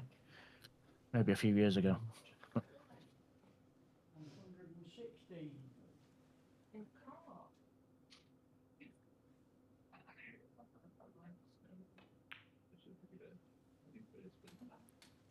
Just potting that red here. He's kind of left himself a choice of shots. He's got the kind of a drop cannon if he wants it, or he's played it in a way that he's left the enough red if the cannon didn't drop quite right. So Peter's just finished just narrow of the half ball line here, which means he needs to play this with check side. And he's just asked the referee there to re-spot the red. Because if that was just slightly pyramid spot side of the red spot, this would make the shot significantly more difficult. So he just wanted to make sure that that red was correctly spotted there. So we talk about other cue sports and we say game of fractions, and clearly that's the same here. Yeah, you see he's probably 3 inches inside the half ball line, so he's played that a very thick half ball contact with check side, again killing that natural half ball throw. Didn't have much to beat, but this is the highest break of the match so far. Ongoing.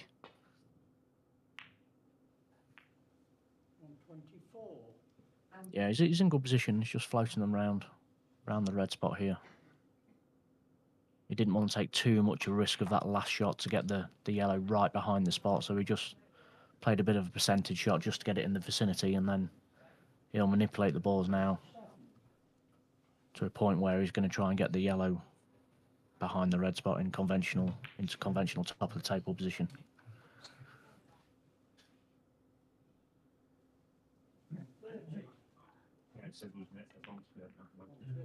Looking more comfortable at the table now, that is for sure.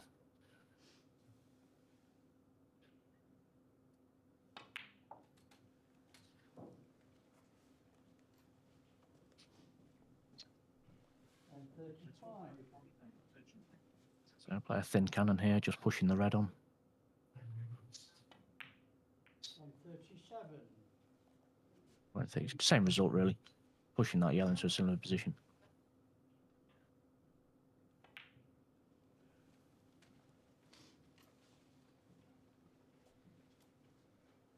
I think he's just keeping this break as simple as he possibly can, just to rack some points up. Just not introducing any risk into his shot selection here.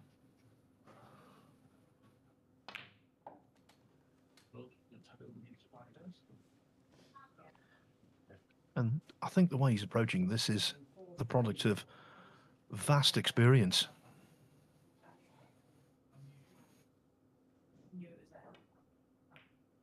In many respects, psychologically, this is the most important visit of the match so far.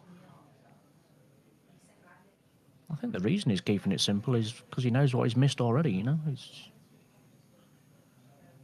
Confidence might not be where he would like it, so it's just what I call taking some cheap points, really.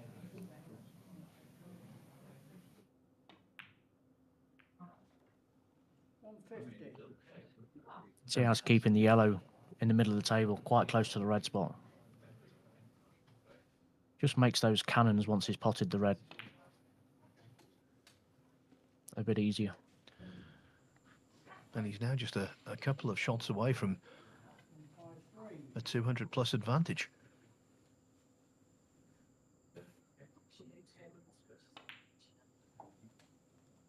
Again, at this level, Dave is not at all. He's not even looking at the scoreboard at this stage. He won't be concerned about 200 points.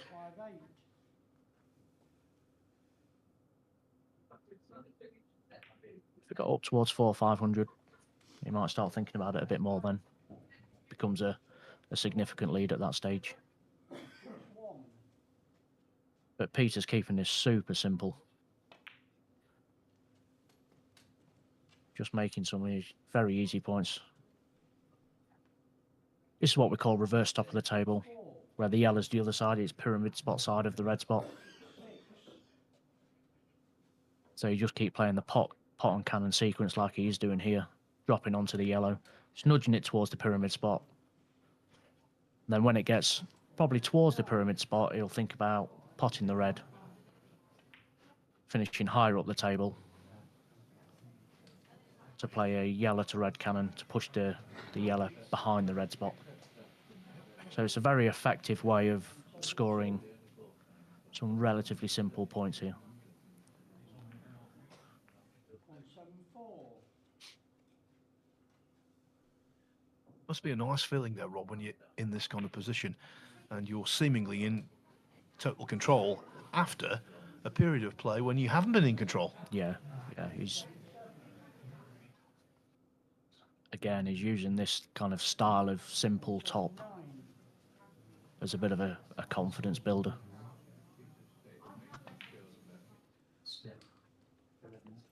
I dare say in a different situation, possibly against a different player, he would have already tried to get the yellow back into conventional top of the table, but it's just taking these kind of easy points. 184. See, now he finished, didn't finish quite correct on that cannon, so he's had to play the stun cannon, which has pushed the yellow a lot further away from the red spot, so he's got to start thinking about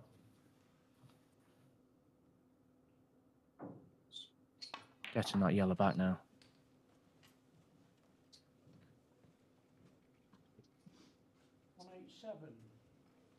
Still in a great position, you know, because even if he ended up going in off the red at some stage, he's got a dead cert half ball from hand. So it's not like he's out of position. It's just not quite where he would actually like it. 190. So the red will be going on the middle spot after this.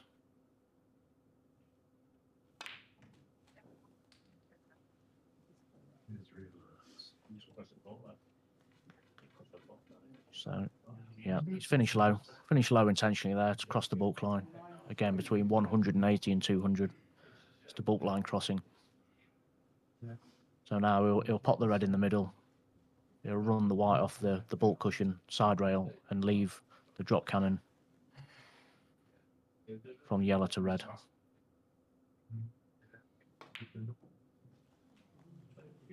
Well, well, well. The pot is missed. As simple as that. Yeah, I can't believe he's missed that. He was looking in good shape there.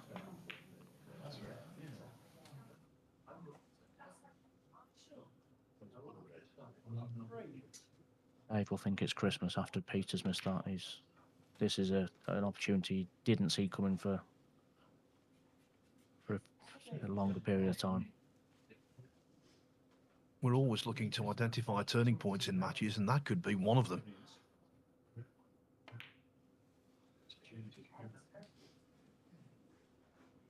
See, there's some discussion on the comments here about the weight of the balls. People saying they're using snooker balls sometimes to play billiards. But a set of billiard balls are manufactured to within half a gram tolerance across the set. So lightest to heaviest should be no more than half a gram between the three. About 142 grams is the normal weight for a billiard and snooker ball, in fact. I think the 1G balls at snooker now are within 1 gram across the 22 balls. So a slightly tighter tolerance on billiard balls. And that's for the consistency of the throw. You don't want a light ball or a heavy ball, because the half ball throw will change because of that. Well, I can certainly tell you in snooker, if you get a light white, which occasionally crops up, it affects the whole game radically. Yeah, and it would at billiards. You know, if you're setting the shot for a straightforward half ball, and you've got a light white, it's going to throw wider. So it would throw everything out the window basically. Dave's in a really awkward position here. Causier, 14. That was a horrible position to try and get safe off. I mean, he's left Peter here. A yellow to red cannon, I think. And so Gilchrist's unexpected miss on the red to the middle pocket didn't cost him a great amount of points in terms of what Causier put together, but he could have been scoring himself right now on the same break had the red not gone astray.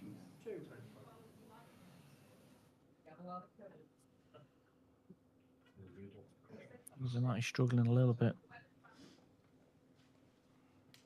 It's going to be a power shot. This red's going to be travelling now if he plays this enough into the centre pocket.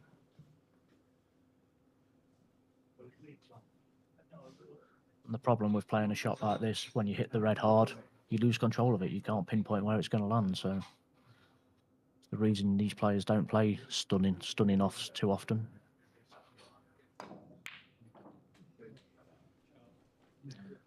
That's a pretty good shot. He got the general line correct all the time, trying to send it towards the yellow to give himself a potential score. So Adrian Wright asks the question, Rob, who's the better player from behind, Peter or David? Both have got history for good comebacks in matches, to be honest. If I had said who was the better under pressure, I would say Peter. But Dave has had some good comebacks in the past. I think if the game went really close towards the end, you would probably say Peter would go favourite. But Dave's Dave. He just keeps scoring, you know. And I think I played David possibly a couple of years ago in Carlisle, I think, and a 90-minute match, and I was over 400 in front, playing well. Made a couple of 200 breaks and ended up losing by about 200 because he just came back in like a train. There's nothing I could have done any differently to stop him doing it. You know, I thought I played pretty much the perfect match, and he still came back. But more recently, Peter won in Melbourne at the Pacific International behind Dhruv Sitwala of India. I think that was an up match, maybe first to, I can't remember if it was 1250 or 1500. Dhruv needed about 80, and Peter ran out with a 200 plus break to win. So again, good under that pressure when you needed this, needed the points and made them. So. Smoggy62 says, and quite rightly, considering the heritage of the two players here, what a great legacy to the Teesside Boys Billiards League, formed back in 1973 by the late Ralph Macklin. Teesside is a hotbed for billiards. You can say that again, that's an understatement. It's boasting at least 3 leagues to this day. Yeah, it's I mean, I've not been playing, obviously, as long as Peter and Dave and some of the other guys, the great players from Teesside, but even when I started playing, all the best juniors were Teessiders, and it was all because of the Boys Billiard League, 5 world championships have come from that boys. I mean, that speaks for itself. And a whole host of other fantastic players, professional and amateurs. Paul Bennett, another great player. Missed the cannon there again. The yellow going wide of the red, so Gilchrist 228 up.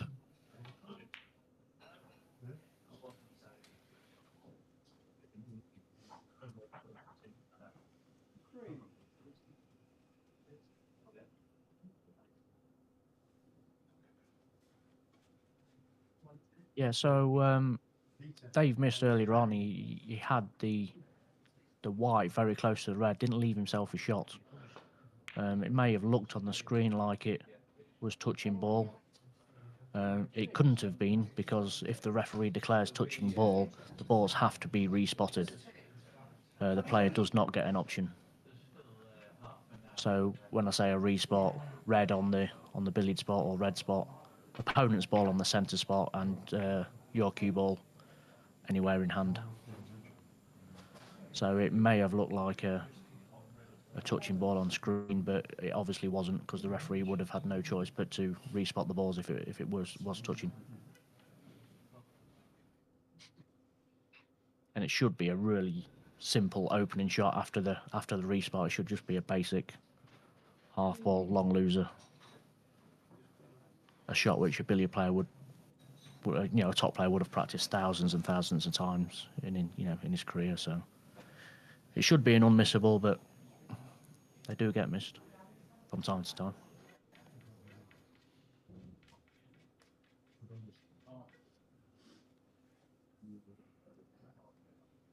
Are there any billiard leagues round here, Phil, that you're aware of, or? I'm not sure. The West Midlands Snooker League was extremely vibrant for many a year. In the 80s, there were 8 divisions. So this is the kind of catchment area for that. Midlanders who play the game at a very high level, of course, Clive Everton from Hagley, Yep. which is near Stourbridge, a gentleman I know extremely well, having worked for him and with him for, well, 35 years now. Norman Dagley was a Midlander as well, who That's played right. to a very high standard. Earl Shilton, I think Norman played in the Hinckley area. I enjoy going to the ATAC club at Nuneaton. They've got a bit of a display of Dagley's records and whatnot in the English Amateur World Championship, the old CRU Championship, which won all of them many times. I think he won the English Amateur about 15 times, Norman, and the players that are still playing today that knew Norman speak of him very, very highly. A great player and a real character, apparently. So Yes, and of course from the West Midlands, Rex Williams, who's 90 years of age and still going strong. He was the world champion originally in 1968. He's originally from Blackheath, and he's lived in Stourbridge for many a year. Not only was he a phenomenal billiards player, as I say, world champion in the past, he remains the oldest player to appear in a world ranking snooker final. 53 he was when he got to the final of the Rothmans Grand Prix in 1986. Yeah, it's phenomenal, isn't it, really? Saying that, Ronnie could...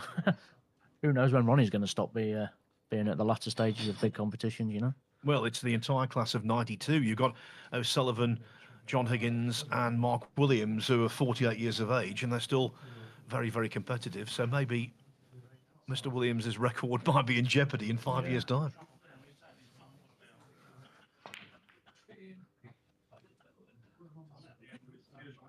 Yeah, sad day when those three stopped playing, I think. Well,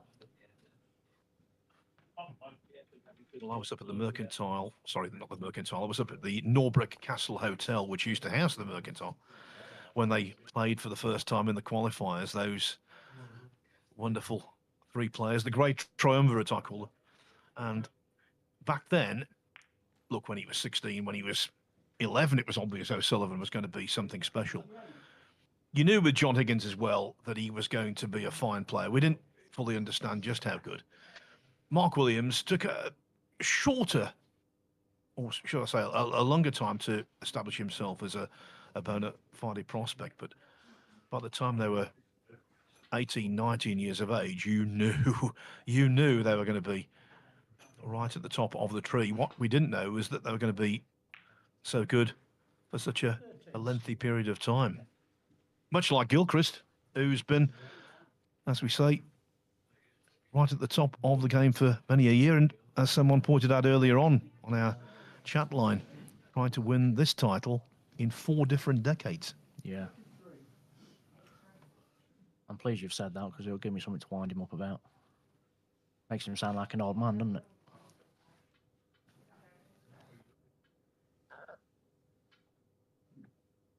I think he's 55, Peter. He is.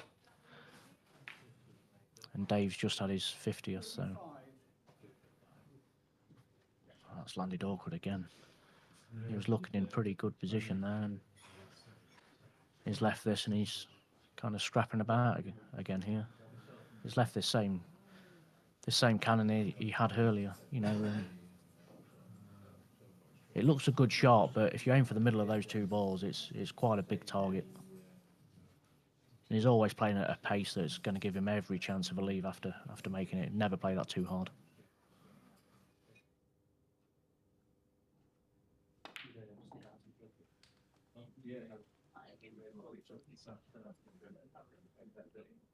So choices here. Play the thick run through cannon, or he can play the thin yellow cushion red.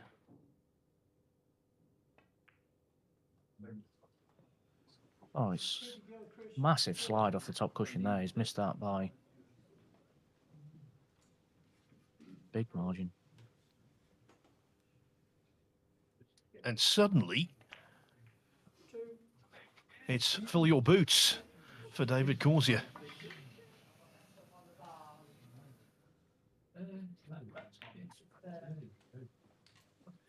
Well, we thought the missed red to middle might be a turning point. It didn't turn out that way, but that mistake might be. Could be very costly.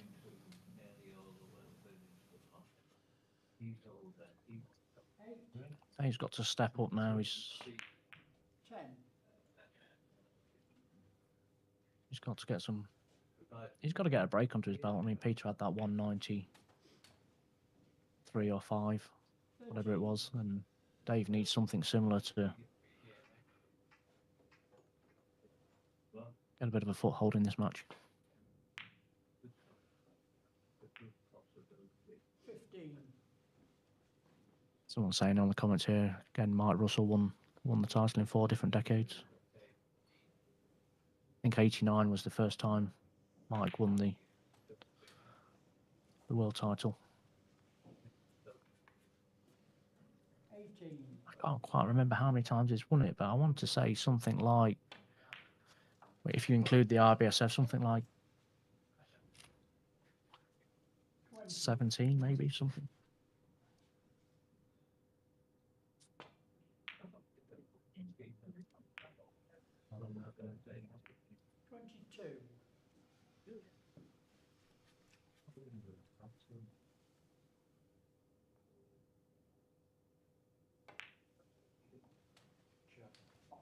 Yeah, Russell made the breakthrough in, as you say, Rob, 1989, beating Peter Gilchrist. So if Peter had won that, it could be 5 different decades.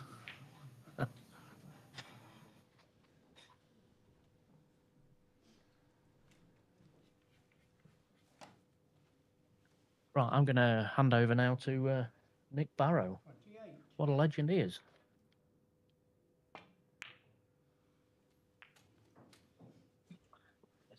As David Causier goes about his merry way, trying to erode this deficit, which was becoming a little worrying.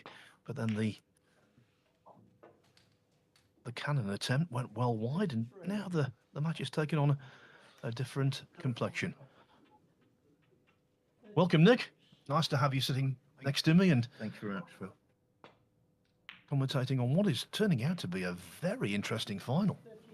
Yeah, I think the dynamic here of David being a quicker scorer adds a little bit of tension, especially in this last 30 minutes. If he can make an impactful contribution, pressure goes back onto Peter. You could make a case out to say that Gilchrist would be annoyed with the mistakes he's made, and that is the case, yes, but Causier's also made more than usual, so I think in that regard it's a clean slate.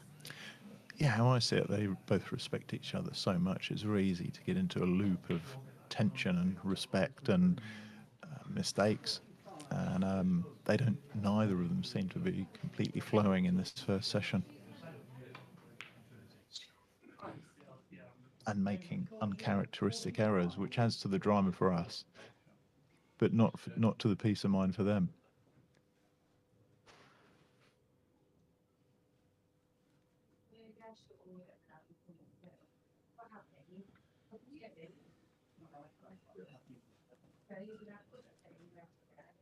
Yeah, so just to reiterate, these sessions are 2.5 hours. We've got 26 minutes left in this one. Gilchrist, the number one priority would be to lead. The second priority would be to lead by as many as possible, and he's certainly got the opportunity to put Causier under a wee bit of pressure.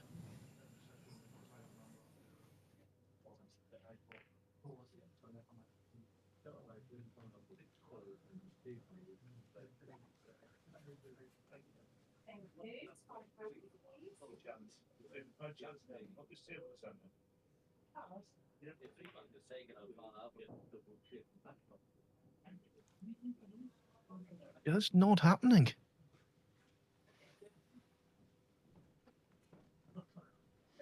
So, Nick, you've been around the Q Sports world for many a year. What do you make of this facility here? It's a wonderful club, isn't it? Yeah, I love the history here, and there's so much lovely memorabilia all over the walls. I just came today for enthusiasm for the game. Came back from a big trip yesterday, but I wanted to make sure I was here. And there's another. Is it unfortunate?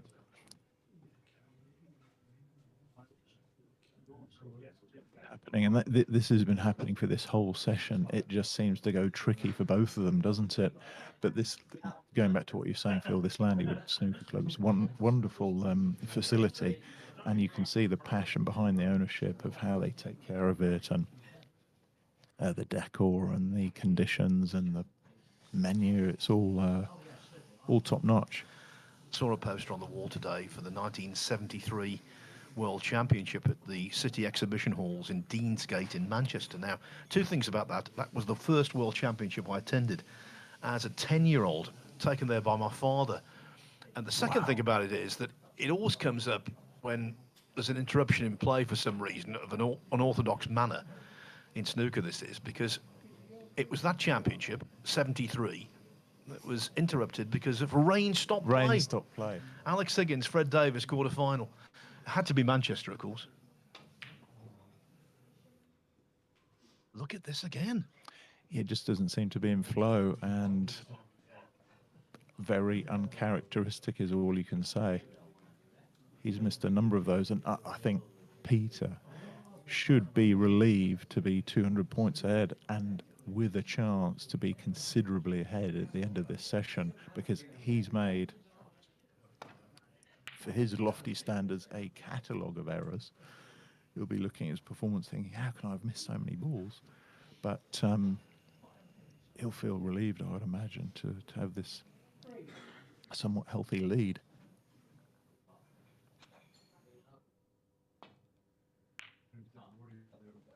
If you'd said to him before the start, you will play like this and still lead a player of Causier's brilliance, I don't think he would quite have believed you. He would bite your hand off if you'd have said he'd be level with the amount of run and mistakes, let's say. Normally, with players of this standard, you'd be talking about 1, 2, maybe 3 errors, and you'd be citing those as the transformational moments. And yet, I think the errors have been, well, too numerous to fully chronicle.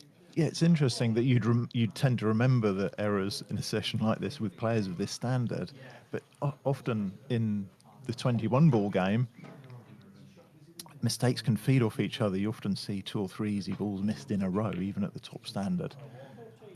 And maybe that slight tension is feeding off each other. Neither of them seems to have got in completely relaxed state of flow yet. Well, look, how many times have you heard commentators say it's catching when you see a lot of mistakes?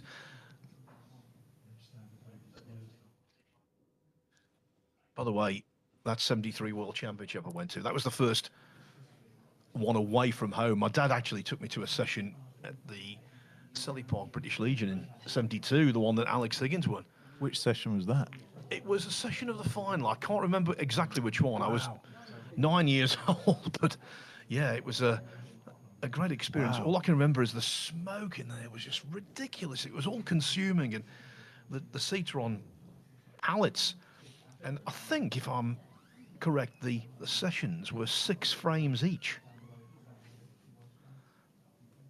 And best of 145 or something? No, like that was a little bit earlier. It was, I think it was best of 73.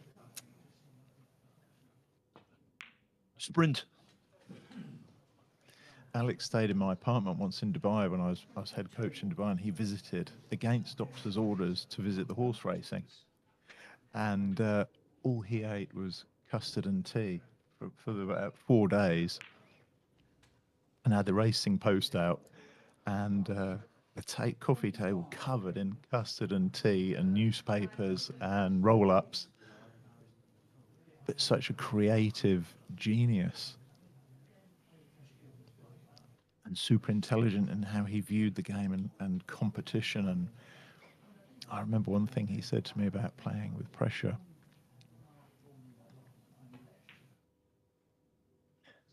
Some players are scared of it, but he used to ride it like a jockey.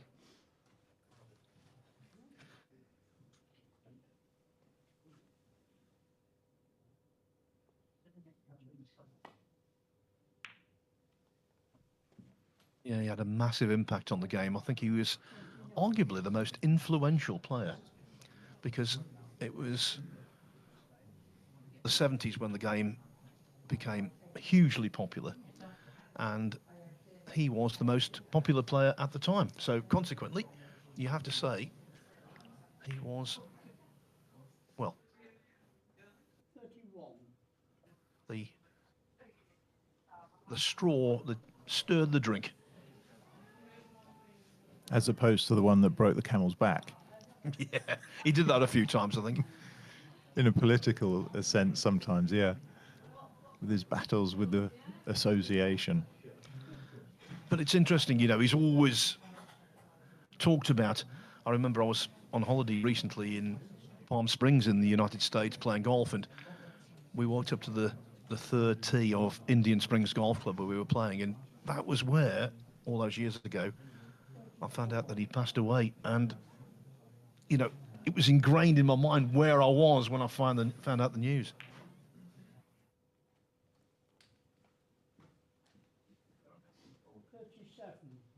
Yeah, everyone has a memorable story to tell about Alex if you've met him.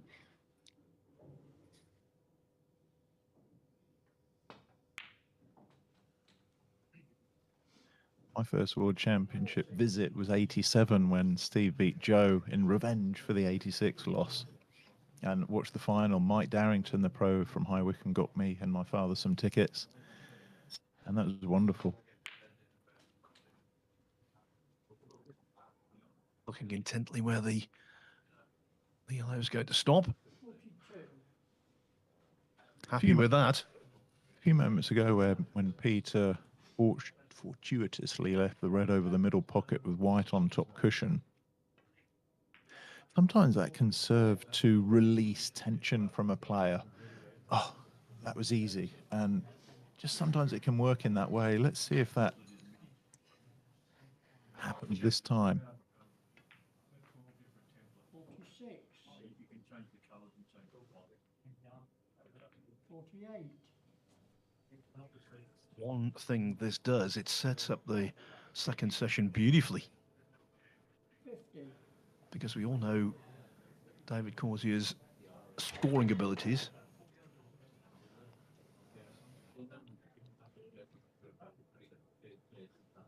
I think for the neutral, a lead of this nature for Gilchrist would be just what the doctor ordered. Yes, although it's interesting with the different average shot times with players, the lead is not quite as big as it looks because obviously Dave is a quicker scorer. By the way, S-Fan points out, and I recall this now actually somewhere in the back of my mind, there's footage of Alex Higgins playing billiards in the old Blue Arrow Masters on YouTube. Yes, I remember that.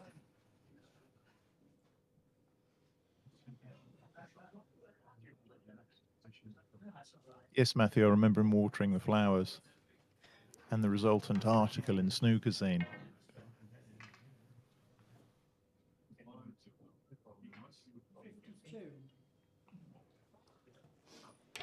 Now then.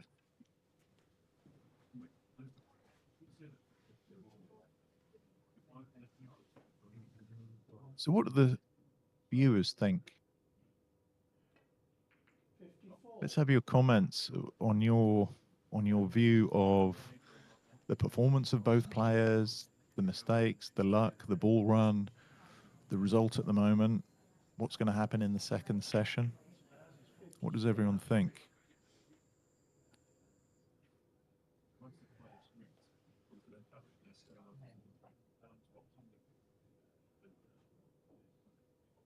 I think one of the joys of this match so far, it's been totally unpredictable. It's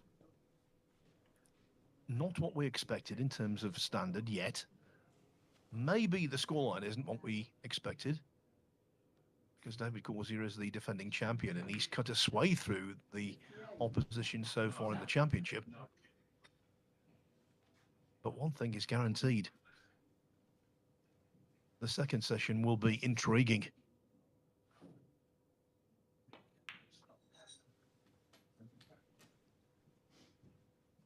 Hi, Rob. Indeed, I'm well. What a privilege to be invited to commentate on the World Final. And even better is just to be surrounded by this wonderful game that I was introduced to before I was 10. First saw it with Reardon, Spencer, Higgins. And ever since then, just felt completely at home at and obsessed by the balls in the table. And it's the same feeling now as then.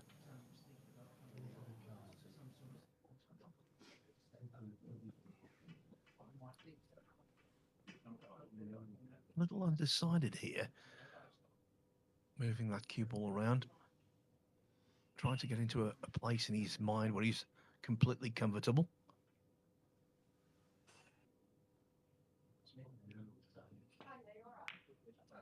Matthew, I'd agree with that, the importance of the occasion.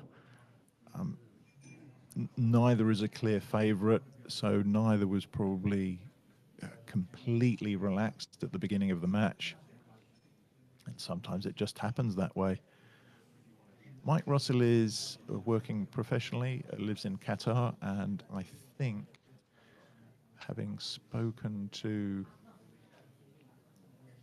Peter when I was in Singapore a couple of weeks ago, that there is some political argy-bargy which doesn't allow him to play in these events. I believe that to be the case.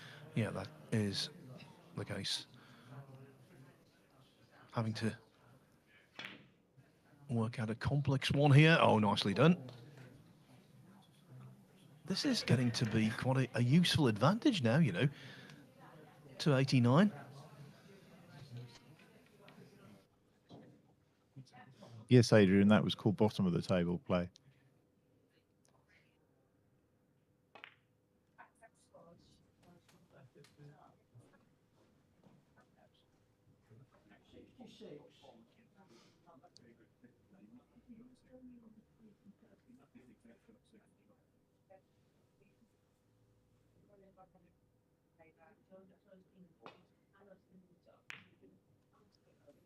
Twelve and a half minutes left of the session.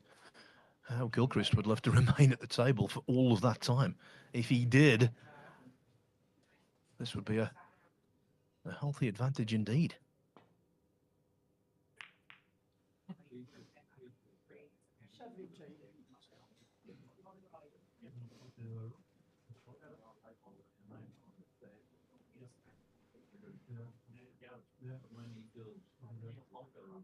Moggy62 tells us that Peter was in the same boys team as he was in the early 80s. It's Aklam Steelworks Club.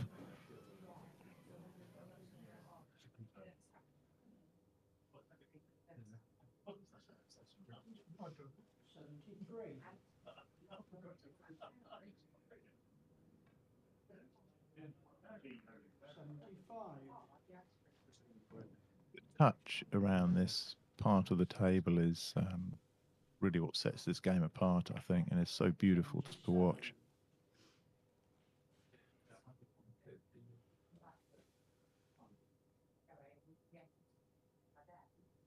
I remember receiving some coaching from Martin Goodwill at his home, and I played a cannon from the red to the yellow that was just below the spot. And he said, "Oh, you're clattering the balls a bit." I said, "Well, I've only moved the yellow an inch." He said, "Yeah, you're smashing it. Play it softer."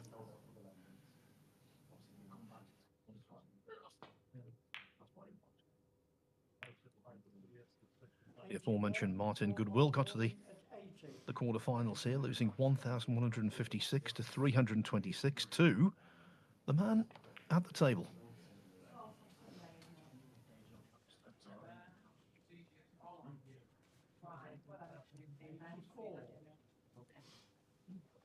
I just sense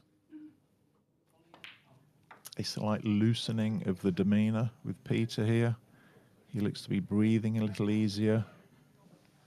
He looks a little bit more relaxed in his shoulders. And seems to be playing a little bit more like his normal tempo. A little bit less thinking involved. And of course, one of his greatest strengths is his tempo and that stomping around the table that is so unique to him.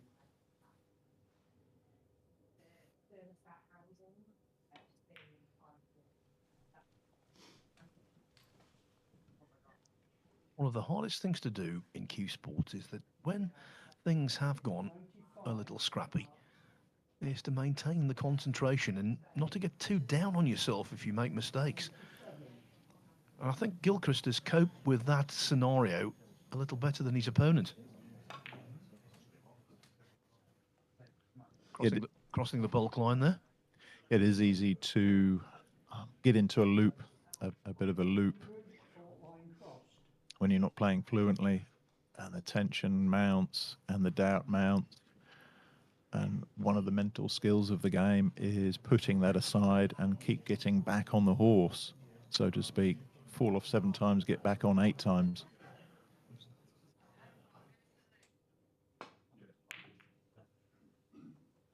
Dan Fan has given us a line to use, which is, the break will come at just the right time for Causier. Well, it's a little bit of a cliche to say that, but you're absolutely right. I think it will.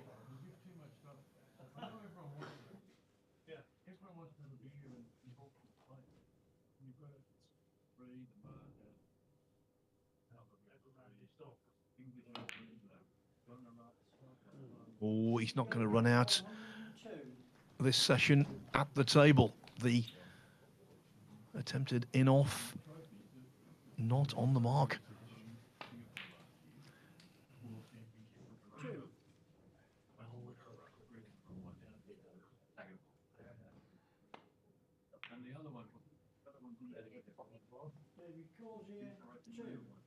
Is there an in-off here?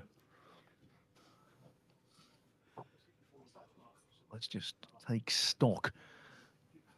Around 7.5 minutes to go before play is halted. Right now, Gilchrist has a 325-point lead.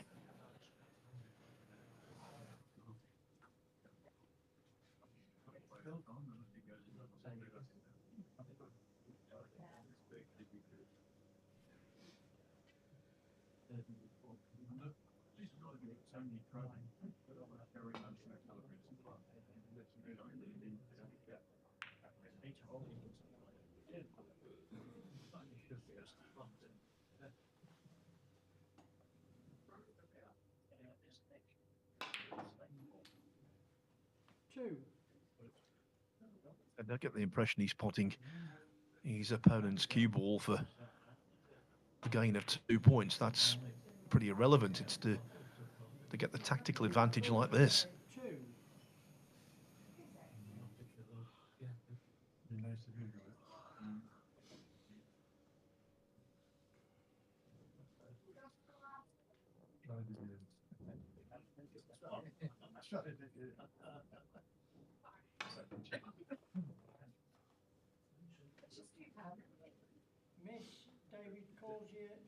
While I've been sitting here, Nick, I'm sure you'll agree.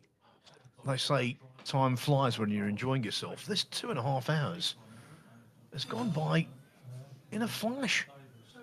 It's like an extended moment, isn't it? An extended moment of Q Sports joy.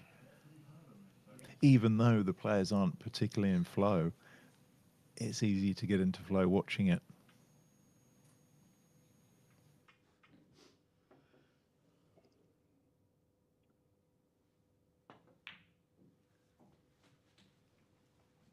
Asfan has made another good point. It's unusual for Peter to miss screwing off, but he's failed on a few in this game, and that's absolutely correct. Yeah, his delivery looked a bit hesitant on a few of those, Asfan, and although that last screwing off was nowhere near as easy as it looked to the uninitiated, was it? I mean, that was quite a long way, excuse me, quite a long way from the pocket, and very missable.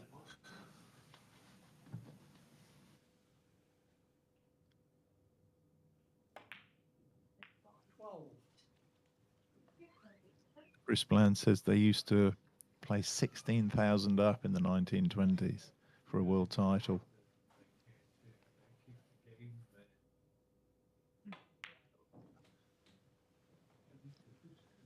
Is a test of your knowledge, Phil. So who was it who made the 499,000 break with the balls jammed in the pocket over 2 weeks? I've put you on the spot here. Yeah. Well, there was a lot of play on the spot there, wasn't there? Well, in the pocket, actually. Yeah, you know what I mean. I should know this. Ooh. Someone will tell us in the comments, I'm sure. I know he was taunting his opponent, wasn't he? Saying, how do you find the table, all that kind of stuff. when, of course, the opponent was not getting to the table at all. But can you imagine spectating on that, coming every morning at 10 a.m. for 6 hours to watch it? Well, I think towards the middle and the end of it, there'd be a fatal fascination, because the points would be racking up and you'd be thinking, am I watching history here? Was it Tom Rees? Real AMC says Tom Rees, question mark. But did you read that comment, or was that from memory? No, it was, honestly. I might be incorrect. I'm not. Great minds think alike, obviously. I've always wondered whether there's an element of pressure. I'm about to make $500,000 break here. Of course, under very different rules to today, mind you. Yeah. Now, this is interesting because Dave looks to have picked up his tempo here, and what he would give to have another 20 minutes here, because he looks relaxed now. Maybe because there's no tension of wondering, could I get another 200 points here? There's only a few minutes left, so the tension disappears. It's funny what can lead to or evaporate tension in a player. 44. I love how quickly his brain works, and he sees the shots ahead so easily and quickly.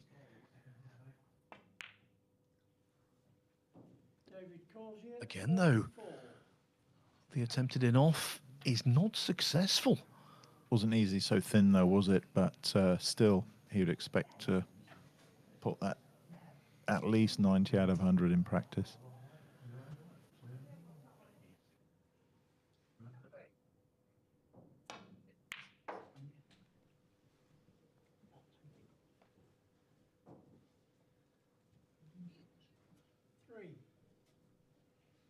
Oh, Peter, I thought the balls were jammed in the pocket for the entire break.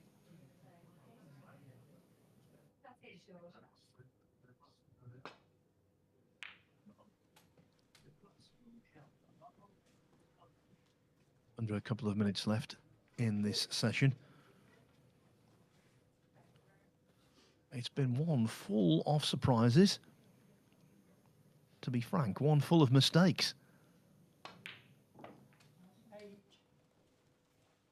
And also a session that will ultimately please Gilchrist in terms of its outcome.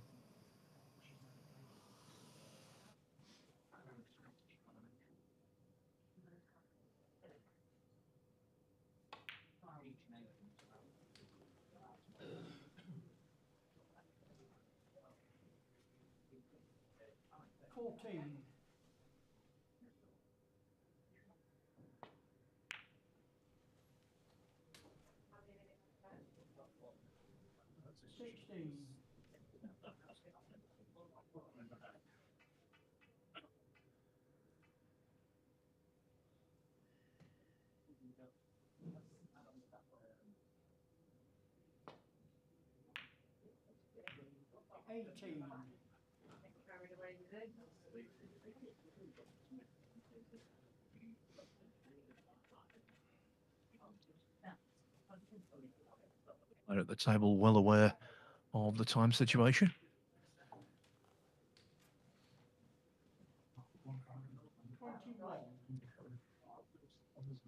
Just 20 seconds left.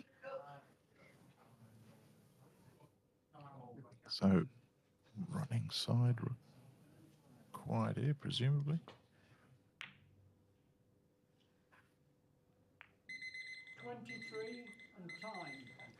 He'll leave it there.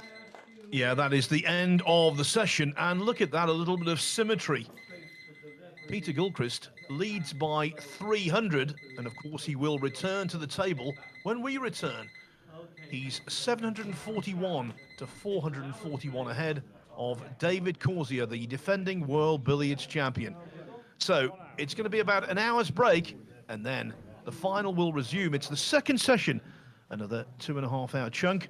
And at the end of that, the John Roberts Trophy will be lifted by either David Causier or, I suppose you could say, the favourite right now, Peter Gilchrist, leading by 300 points, and he's in charge of the table as well. We'll be back in an hour. Thanks for your company, Hope to see you a little later.